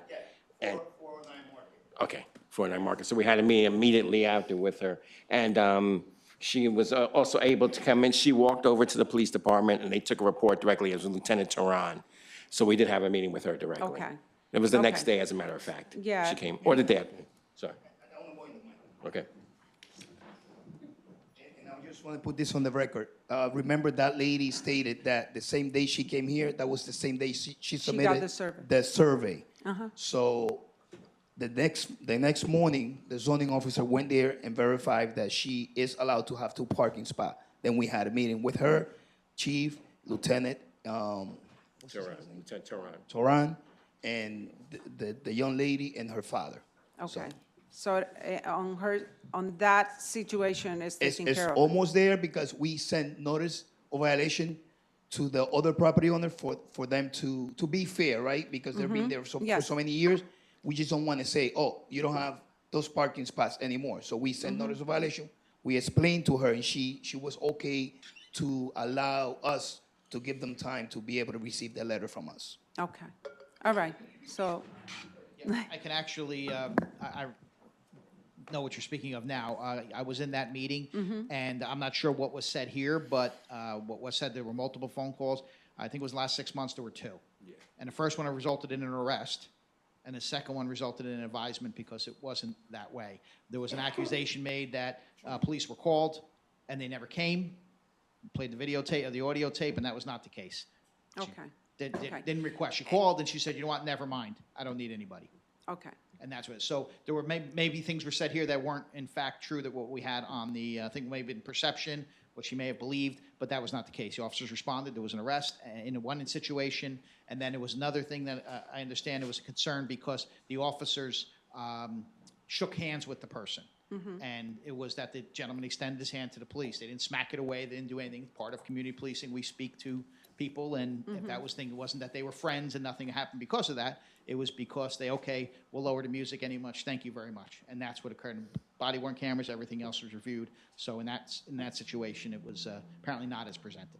Okay. All right. I just wanted And in to- this one, and that again was all private property, because those parking spots are not, they're behind it. We have no control. We can't tow from there. We can't do anything. And that was the complaints. And as Irving mentioned, that it was with regards to a survey. We don't know if that's your parking spot. We don't know that if that's all going to be a code enforcement thing. It's not an immediate emergency. So the officers are basically powerless in that situation because it was private property. Okay. So that Okay, was, thank you. I just wanted to know, because it's good to know both sides, just to understand it. Did you have anything else for the chief? that you said? As far as if there was any summonses that were, I mean, like any reports that she claims that that they called. Now, would you get a copy of those reports? And if there's enough calls and complaints, is there something that we can do about? the code enforcement doesn't get everything that we get. We have a code enforcement awareness form that the officers would fill out if there's something that they need to respond to. Just as if there's something we need health department to respond to or human services to respond to if something else, a particular concern that was there. So when that specific report would be filled out if it was a code enforcement concern. As far as working on vehicles, again, we don't police private property. So if they had a mess, they had this, we can't do that. That's not under our purview. And I'm not passing the buck, but that's just not what the officers are allowed to do. They'll be able to go there and address noise concerns. If they're banging things around 11 o'clock at night, hey, listen, you can't do that. Can people fix cars and everything? That would be whether code enforcement allows them to do that. If it's for business, completely different. We would be able to address the noise complaints at night. That's what we'd be able to do. But I will check that address now, and I'll let you know how many calls we've had in the last couple of years there, and I'll have that answer for you by the time you come back from recess. Thank you. All right? Thank you.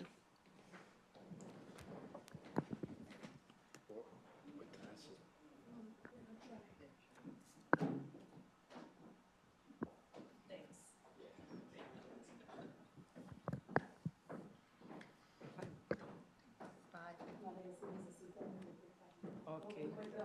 Está bien. Okay. María Peralta, 222 de State Street.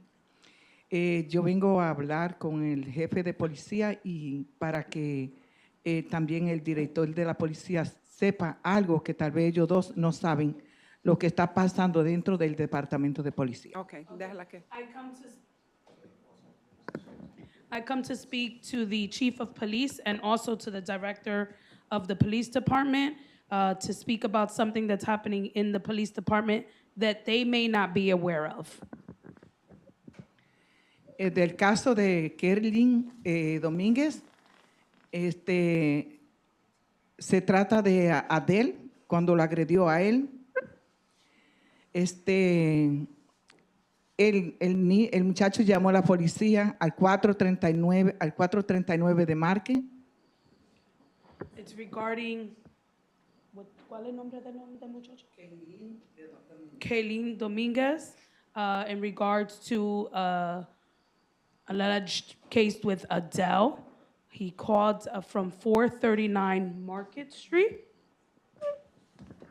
Cuando la policía fue,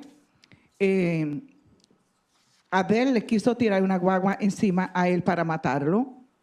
Y cuando la policía llegó, al niño fue que registraron cuando él le dijo que el niño tenía un cuchillo, siendo mentira.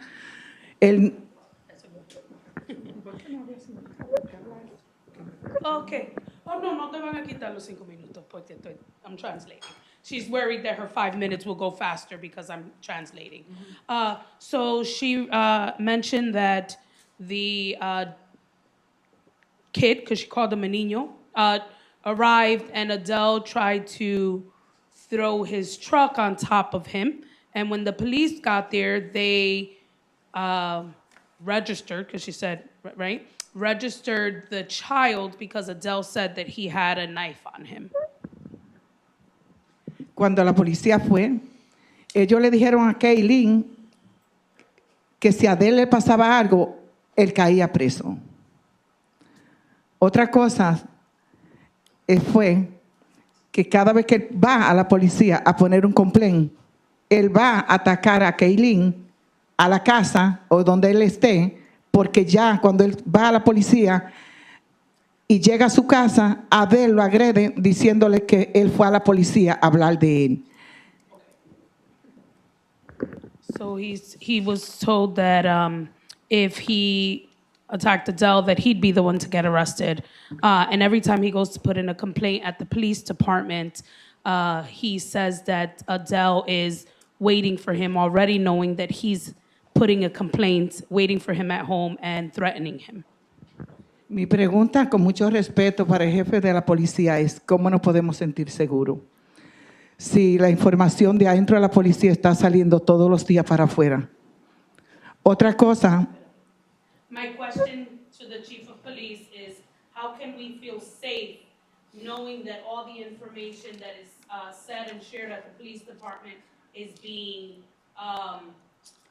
spilled or shared with the public? otra cosa, el muchacho fue agredido por su parte, botando sangre, lo llevaron al hospital. Ya van 4 veces que está en el hospital, yo fui una que lo llevé. Tiene su parte dañada. Y el señor, yo quiero preguntarle al jefe de policía, lo cortó aquí en una mano, duró un día para otro esposado dentro de sus negocios. Okay, so she states that the young man has been to the hospital 4 times. He was assaulted. He was cut along the wrist. And she's taken him to the hospital herself. And her private parts. In his private parts, sorry. Le rompió la boca, que ustedes pueden ver los videos.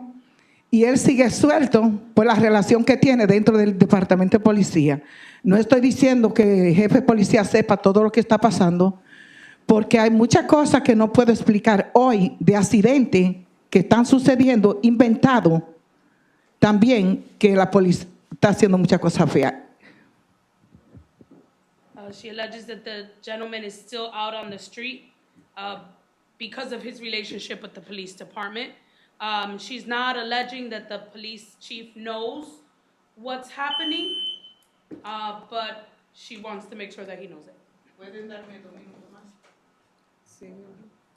Give her 2 minutes because she's kind of translating at the same time.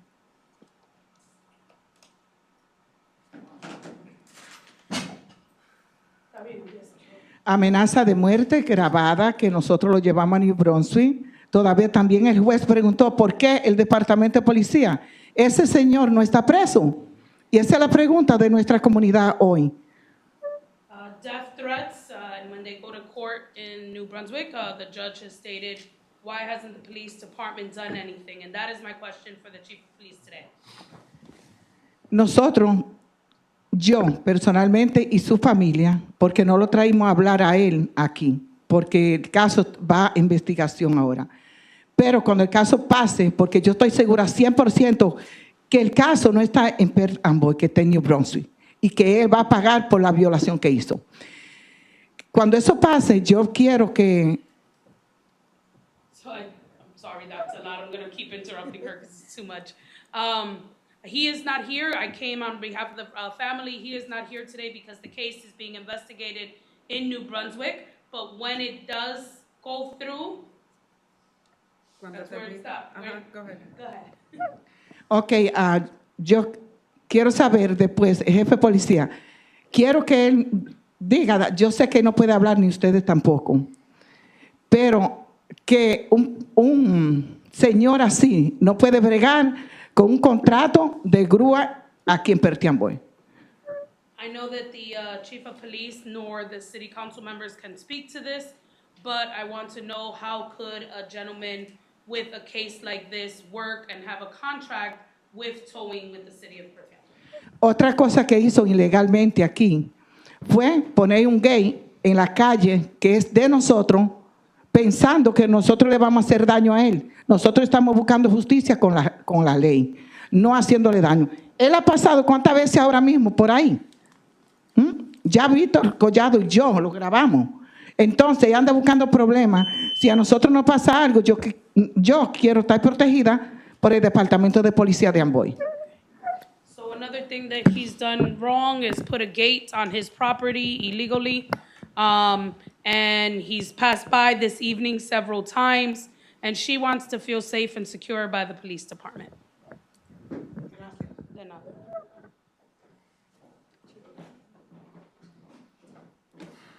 No. Do I have to? María, ¿tú entiendes si ella habla en inglés, no? Gracias. Okay, good evening. As far as the contact, Ms. Peralta has contacted my administrative assistant, and which time I have a lieutenant reach out to her no less than 6 times over a period of 3 to 4 days with no response and no ability to leave a voicemail. So we're unable to get back in touch with her. So we were waiting for her to call back so we could have the conversation as to what it was. She made information, she had important information she had to tell me, but didn't get into the particular details, which is fine. But we just need that contact back so we can take it appropriately. I will speak to her this evening and get it nailed down, make sure we got the phone number right, and our Office of Professional Standards will speak with her with respect to her, any allegations she may have. Clearly, as she said, things are being investigated by the court and part of the court, so I can't comment on any of those things that may be going on or not going on. But she said it is being handled by the courts, and from there, we'll see what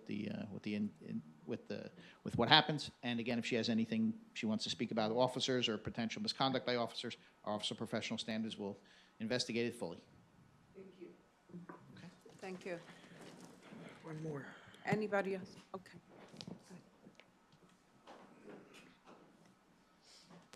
Stephanie Brasida, 274 Davidson Avenue. Good evening. I would like to start by saying thank you for fixing the translation software on the website and for sending the confirmation of Business Administrator Green. I would like to see the city continue this push for better accessibility. One of the other accessible requests that I brought up previously, I can't remember which meeting, was making the agenda for city council meetings available in Spanish as well as the standard English. This is something I believe all municipal boards, agencies, and councils and the like in the city should implement.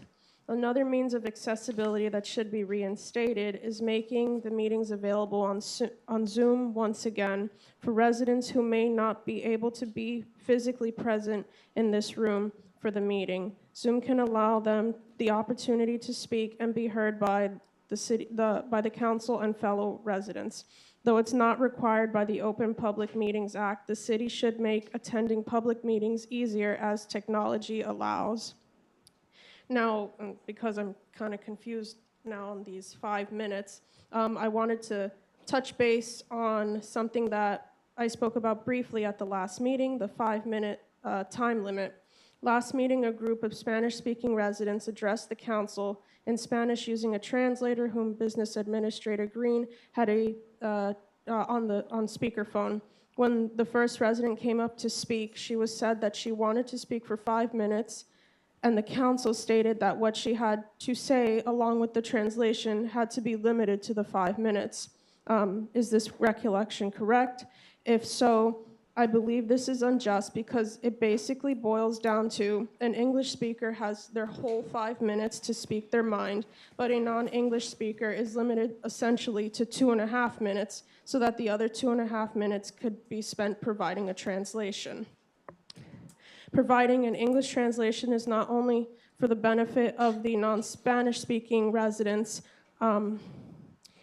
in last meeting's instance, but also for everyone on your side of this barrier. Keeping track of the time limit is as easy as using a stopwatch, which is standard in most smartphones, allowing you to pause the clock between translations. We should also look into providing translation to non-speaking residents, such as using the monitors available above me to provide translation. This solution could also be used in lieu of the stopwatch if it also works for the council. I ask the council to consider adding this officially to the rules of procedure for future meetings. Thank you. Thank you. Anybody else?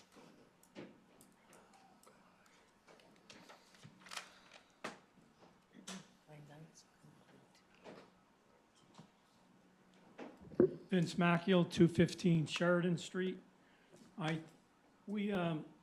Basically, all of us need the water. Wherever we live, it doesn't matter who we are, we need water. I'd like to ask Mr. Perez Jimenez, are there any special precautions that are present being implemented by the utility or Middlesex Water to deal with potential shortages of water? Or I know you have the flyer out to use water wisely, and I think I've received a email concerning flushing the fire hydrants. Can I could he answer that question? I'd also like to state that I think it would be wise for the code enforcement officials in the city to take a look at the bridge on Market Street at the intersection of Elm. Because presently, as I took some recent trips, underneath the actual bridge portion are some layers covering potentially dangerous to workers who are doing construction in that area, obviously redoing the train station. So I think if they're potentially trying to safeguard workers, then the human beings, the students, the businessmen, the residents of Perth Amboy deserve to also have something. I've stated numerous times that something needs to be done. I understand it's a financial restraint, but 25th Street in Bayonne just put a new $1 million bridge over that street in Bayonne, New Jersey. So I think that that's something to work on. The last portion, I think, is that I think we viewed it not long ago on the city budget concerns that the city is running up 19%, maybe, correct me if I'm wrong, in spending probably over that now for insurance costs in the city of Perth Amboy. So I think that to get that under control, I use it as an antidote. Joe Namath, who was not really my hero, but he goes across as protecting people by first pushing Medicare Advantage plans. I think current experts in the field say that plans are actually making some people sicker, because what we need is to have doctors work with individuals in the community to say, are you well? Workers, doesn't matter, professionals, anybody. That's what we really need to get people into plans that matter, a doctor to patient. So I appreciate being able to, and Mr. Perez Jimenez, can he answer any concerns or what Middlesex is doing or the utilities concerning water? I don't think we have any fires locally. Thank you. Go ahead. Sure. I haven't heard anything from the DEP yet, but as soon as we hear from them, we will follow their guidance. I will consult with the administration over here and see what measure we have to implement to limit the usage of water, especially, well, at this time, not too many people are going to be watering their lawn, but whatever we can do, whatever the DEP says that we need to follow, that's what we'll do. As far as flushing the hydrants, that's as per regulation. We have to do that once a year. That was already completed back in the beginning of October. So we're not doing any hydrant flushing right now. Thank you. Anybody else? Seeing none, I need a motion to close public Move. portion. Second. All in favor? Aye. Aye. Against? Okay, I need a motion to go to closed session. Move. Second. All in favor? Aye. Against? Okay, after the closed session, we'll come back and we will start the city council meeting. Thank you. I need a motion to come back from closed session. Move it. Second. All in favor? Aye. Aye. Against? I need a motion to adjourn the caucus meeting. Move. Second. All in favor? Aye. Aye. Against?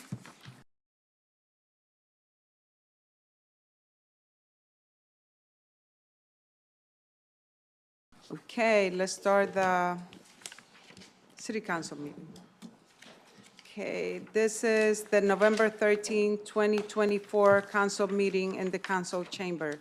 Presiding officer of the council, Milady Tejeda, wishes to advise the audience the notice of this meeting has been filed with the Home News Tribune, the Star Ledger, and posted in the bulletin board in the city clerk's office and on the city's website, indicating that today's meeting is being held in the council chambers, City Hall, 260 High Street, right after the caucus and the closed session. Right now is 8:15. Council President Tejeda, as a courtesy of the governing body, I will ask all individuals present, including members of the audience, to please turn off all cell phones and electronic devices. Should you need to make a telephone call, please go out into the hallway and speak in a low voice so as not to disturb the ongoing meeting. Roll call, please. Councilwoman Cruz? Present. Councilwoman Morales? Present. Councilman Puccio? Present. Councilman Torres? Present. Council President Tejeda? Present. Let's stand for the invocation on the pledge of allegiance. Please, Lord, look over our governing body, guide us, and provide us with wisdom to do the best for our citizens, for our residents in this city. And I also want to pray for the mental health residents, for the mental health everywhere in this country and abroad. Also for our troops, wherever they are, here in our nation or abroad, please protect them and protect their family, and especially protect our veterans, since we celebrated their day on Monday. Protect their family and this city. And with that, I say amen. Allegiance to the flag of the United States of America and to the republic for which it stands, one nation, under God, indivisible, with liberty and justice for all.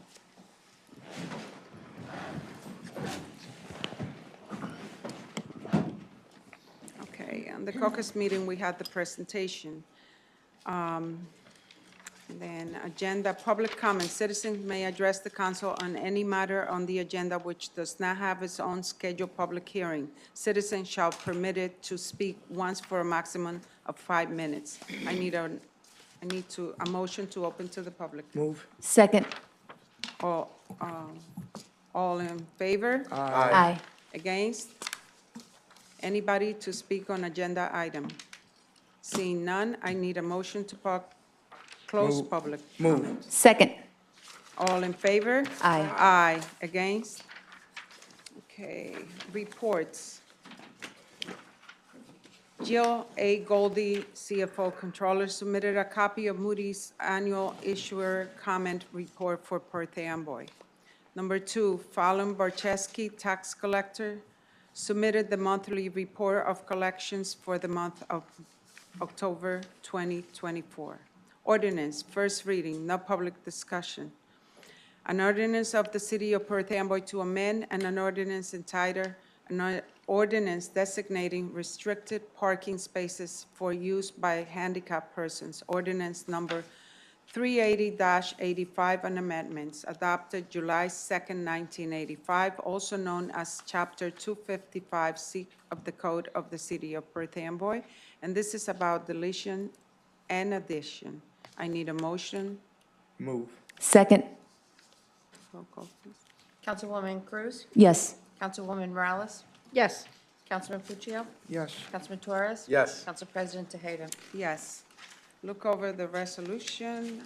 Remember, we have 2 extra ones. If you need to pull anything. 445 and 450. 445 and 450. Okay, anything else? Anybody? You good? Anything? But 464? 464. Okay.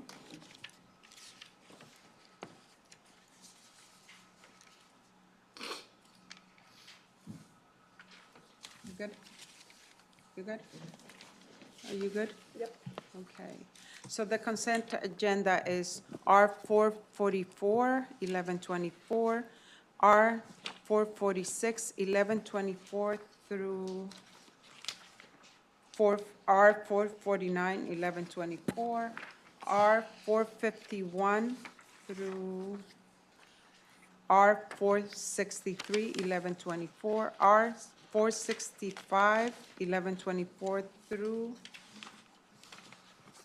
R 473. I need a motion for the consent agenda. Move. Second. Roll call, please. Councilwoman Cruz? Yes. Councilwoman Morales? Yes. Councilman Puccio? Yes. Councilman Torres? Yes. Council President Tejeda? Yes. R 445, 1124, approving transfer of calendar year 2024 budget appropriations in the amount of $988,420. I need a motion. Move. Second. Roll call, please. Councilwoman Cruz? No. Councilwoman Morales? Yes. Councilman Puccio? Yes. Councilman Torres? No. Council President Tejeda? Yes. R 450, 1124, amending R 430. Just three for transfer? Okay. R 450, 1124, amending R 434, 1024, refunding an overpayment of water sewer charges to 157 New Brunswick Avenue LLC in the amount of $196,406.52 for properties located at 157 New Brunswick Avenue and 160 Jefferson Street for all periods from 2019 through August 2024. I need a motion. Move. Second. Councilwoman Cruz? Yes. Councilwoman Morales? Yes. Councilman Puccio? No. Councilman Torres? No. Council President Tejeda? Yes. I'm sorry? Yeah, she voted yes. Are- Did you vote? Yeah, I'm sorry. Yes, yes. Just the two. Okay. R 464, 1124, authorizing a contract with SHI for the purchase of police technology equipment as approved by the ordinance 2073-2023 in the amount not to exceed $1,308,016 with 85 cents. I need a motion. Move. Second. Councilwoman Cruz? Yes. Councilwoman Morales? Yes. Councilman Puccio? Yes. Councilman Torres? No. Council President Tejeda? Yes.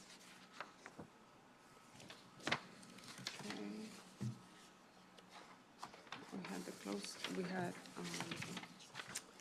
the closed session, and now public portion, 5 minutes maximum per speaker. I need a motion to open to the public. This is about anything. Move. Doesn't have to be. Move. related. Second. All in favor? Aye. Against? Anybody?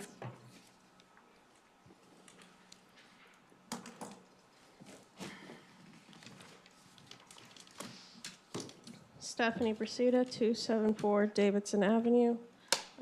Could someone explain the relationship between the city council and municipal boards in terms of having a vote on the city council and having a vote on municipal boards or agencies in the city? I ask because it seems odd to me that one person can have a vote on an undertaking from two different positions.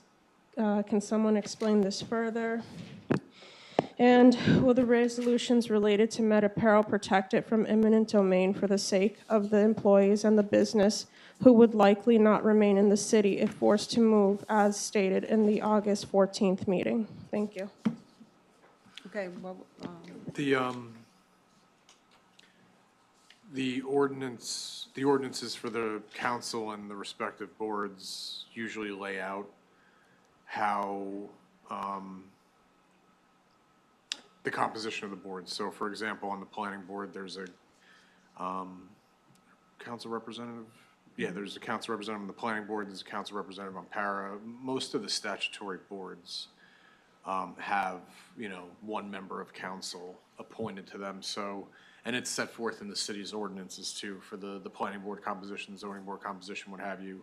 It requires, basically, they all track the state statutes, and and set forth how many council or what council members would sit on those various boards. But that's usually how it works, and the council takes the action at the beginning of the year usually to appoint whichever council member to whichever board they have interest in. So that's basically how it is. The short answer is state statute provides for council membership on the boards, and the city code follows the state statute and sets forth what council members will be on boards. Okay. You're welcome. Anybody else? Seeing none, I need a motion to close public portion. Move. Second. All in favor? Aye. Against? Council comments, Councilwoman Cruz? Good evening, everyone, and happy World Kindness Day. We celebrate that today, and also thank you to all those who have served, who are serving, and those who might have lost somebody on the line. I appreciate you as we celebrated Veterans Day. I know that our council president as well celebrated her birthday. So happy birthday. I hope you had a great one and hope you continue celebrating, and many blessings to you for many, many other years. There's so many grand openings within the city, so I don't even want to forget any businesses, but just congratulations. I'm super proud of a lot of diverse businesses coming in, and I'm excited. I know that the trolley system was opened as well, so thank you to the OECD department, the city administration, and all those involved, as well as the Office of Recreation, of course, for always doing amazing with the soccer team, the students, volunteers, coaches, all involved. And have a good evening and be blessed. Councilwoman Morales?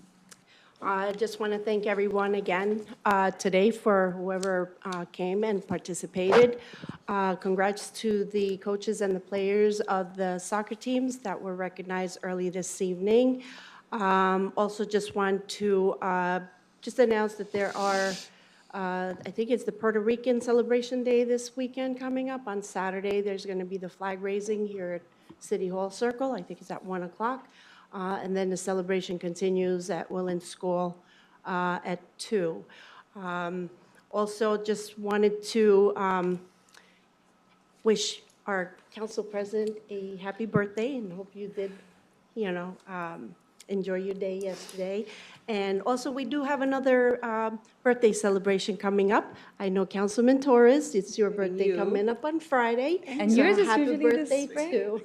When is yours? I know we may have our differences here and the thing, but we do agree on some things, don't we? Yes, we do. But, it's just all about respecting one another, and that's it. And just hope everyone have a good evening. Thank you. Councilman Pucci? Okay, I'll get the birthdays out of the way. Happy birthday for yesterday for you, Malati, and Mr. Torres for Friday. Okay, and happy birthday to the... Morales? Oh, When's your birthday? When was her birthday? No, it's Saturday. It's coming. Oh, Saturday, all right. And happy birthday to the Marine Corps for our BA. That's right. That's right. Veterans Day was on Monday. And, when you sit in this room and you look at these boards, it's, the First World War, look at all those people from Perth Amboy that served. But really, it takes you back is when you look at those boards. Those are the boards of the people that served during World War II. That's a lot of people. And, my father's name is on there. My grandfather's name is over there. My uncles are on there.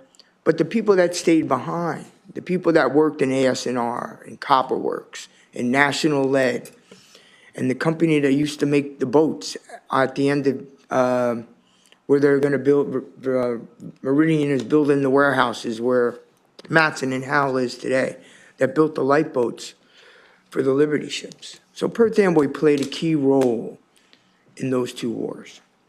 With that said, for me, on November 22nd, it'll be 50 years ago that I joined the Army.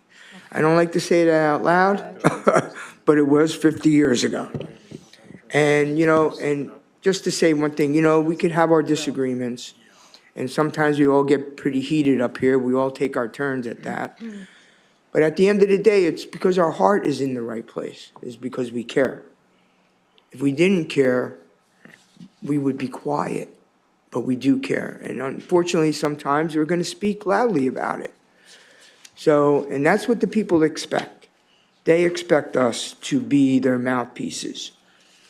And unfortunately, sometimes it gets a little crazy, but at the end of the day, we're here to serve, all of us, whether it's Mr. Torres or me, or Ms. Cruz, or Ms. Morales, or the council president who I've served with, I don't even want to say how long. Many years. But at the end of the day, it isn't personal. It's just it's in our heart that we want to do the right thing. Thank you. Councilman Torres.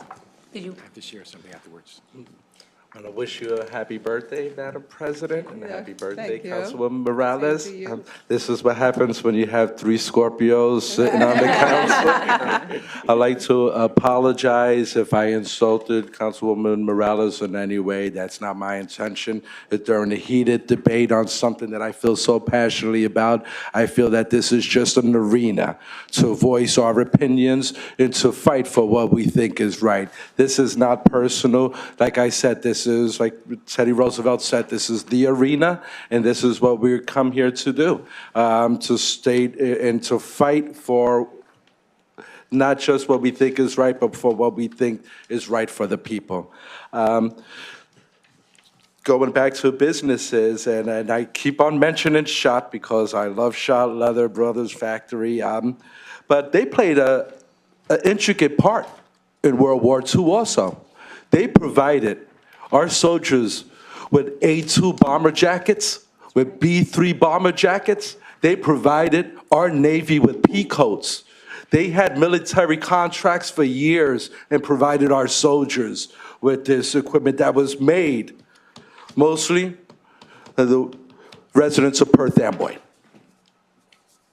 Now, I'm going to mention a little bit about what transpired in the elections, because I'm still a little heartbroken. We could have our differences, but when people's opinions oppress other people and suppress other people, then it's no longer opinion. And it's not politics, it becomes values and morals. And this is something I feel very strongly about. No sore losers, but there's a new administration coming in.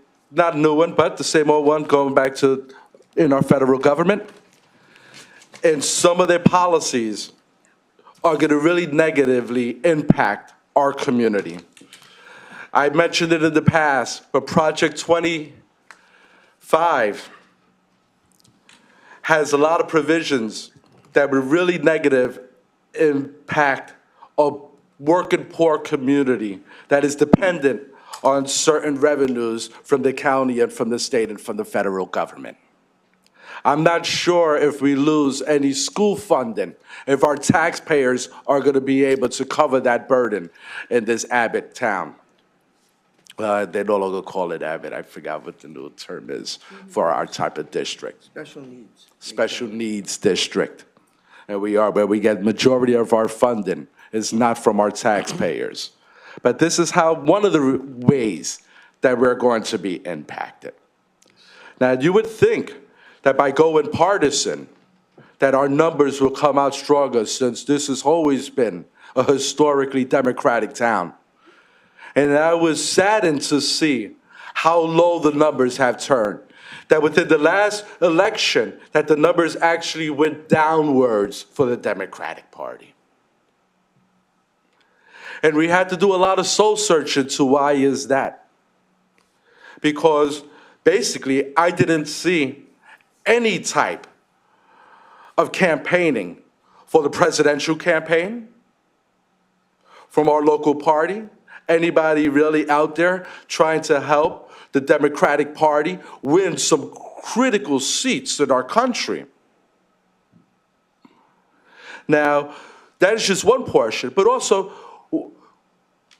who do we represent? Are we going to represent the interest of business and continue giving pilots that take away money from our school districts take away money that goes into our tax bracket and put the burden on the residents. I could understand why the majority of the registered voters stood home. Or is government going to work for the people and put the people's interests on the forefront and not personal interest in the forefront? We have a lot more to lose than just a couple of local election seats. For those of us who have children, and even those who don't, we have relatives, you know, you don't have to be a parent to love your neighbors, your nephews, your nieces, your cousins. We're all one community. But this is going to affect us in the long run. Now, I understand we went partisan, but it seemed prior to going partisan, there was a lot more activity. There was a lot more engagement with the public and letting them know actually what was the ramifications for this election. And I hope the parties do right by this community going forward. Thank you. Yes. Thank you. Mr. Green? Yes. Oh, you want to Want me go? to do it? I'd like to make a correction. Resolution 445 did not carry. It was a 3-2 vote in favor. It requires a 2/3 majority of the council to approve a budget appropriation transfer, so that did not carry, just for the record. Right. And what I'll say to that really quickly, first of all, happy birthday to everyone, because I didn't realize that, so definitely happy birthday. And like you're all saying here, I know we get heated and spirited, good conversation, but we all realize no matter what side we say out there, we're all trying to do something, and I realize that you all are, including the mayor, trying to do something for the residents. There might be different approaches, but we can come to hopefully a common solution. With that being stated, that resolution, which we're talking about is transfers, you will probably see at the next meeting, and let me just tell you why you'll probably see it. And again, it's up to you again to decide whether you'll vote for it or not. Because even though Jill puts the budget together, we put it together and we believe in the numbers when we first put it together at the beginning of each year, we cannot tell, unfortunately or fortunately, about how much money, how many of our employees may get hurt with workman's comp. So we may underestimate that number one year we may overestimate it. This year, unfortunately, was underestimated. We had more accidents, so we had to put the money there. And for example, employee insurance, we can't tell whether Mike Green's gonna go out and get in an accident, and the city has to cover that. So money has to be put there. Fortunately, unfortunately, we're not prognosticators. We just do it to the best of our ability. So the money has to be there to cover it.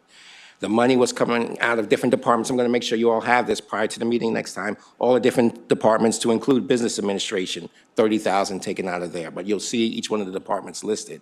But it's something we have to cover. But again, if there's any questions prior to that meeting, I'll be sure to address it. And if we need Jill to give a presentation as well at that meeting too, to go through each one of these departments, we will do that as well. But it's something, fortunately, unfortunately, we have to take care of our employees, and those expenses did rise, and we have to cover those costs. But we'll address that at the next meeting. Are we able to make little changes on That's it? what I Like, was say, if you just did not include, if you left the money in the clerk's office and found that money somewhere else, like those pamphlets that went out, I'm sure cost about the same amount of money from the money that wants to be taken from the clerk's office. But if we leave the clerk's office alone, I'm pretty sure this might go through.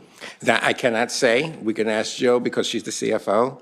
But remember, the money, if we take out the money, there's just 2 months left. We're talking about the next year's budget, where she'll put in that additional person. Next year's budget, you know, where it takes out 30,000 from business administration, the 30,000 will be put in. And that's where we'll have to look at the budget and see where we're going to get the revenue from. Are there any other departments that are going to have money left over in their budget? Because I know sometimes money carries over into the other calendar year, and then they're able to utilize those funds that they didn't use. Now, is there any other department that has extra money? Because if that's the case, why are we taking from this department and then not that department? Okay, sir. And like I said, you'll see this, but you'll see each one delineated to include business administration, to include the clerk's office, to include Jill's office as finance administration, 45,000 from there. The police department, 600 grand. You'll see each one listed where she's taking money from. So again, it was not saying, I hate the clerk's office, I want to take 30,000 from her, and that's it. No, You'll see but each there's department other listed. office, like the Human Services, there's other And you'll offices see that it listed haven't. here as well, code enforcement, that, they're all listed here, you'll see it. Okay. That was it. Okay. Thank you. No, thank you. And I want to say happy birthday to our fellow councilwoman and councilmen for this month, and everybody else. And also, I'm sorry I couldn't attend to the honoring of the veterans on Monday. I was working, so that was hard to take care of. But I do respect our veterans. If there's something that I respect from this country is our veterans and how our freedom has been protected over people that have lost their life to protect us. So congratulations, not congratulations, but I really have him a little special place in my heart. I also want to say we just have to continue working for our resident, believing that we were elected to represent our residents. And just because we have a difference of opinion, that doesn't mean we don't care for it. We need to continue working hard. It's going to be a new year. It's going to become a new year, and we need to continue focusing on what it is that Perth Amboy needs to move forward and continue changing or getting the city what the citizens need. So I just want to say thank you for all of you who came up tonight, for your opinion, and for coming to the mic, and we appreciate you. Have a good night. I need a motion to adjourn. Move. Second. All in favor? Aye. Against? Have a good night, everybody.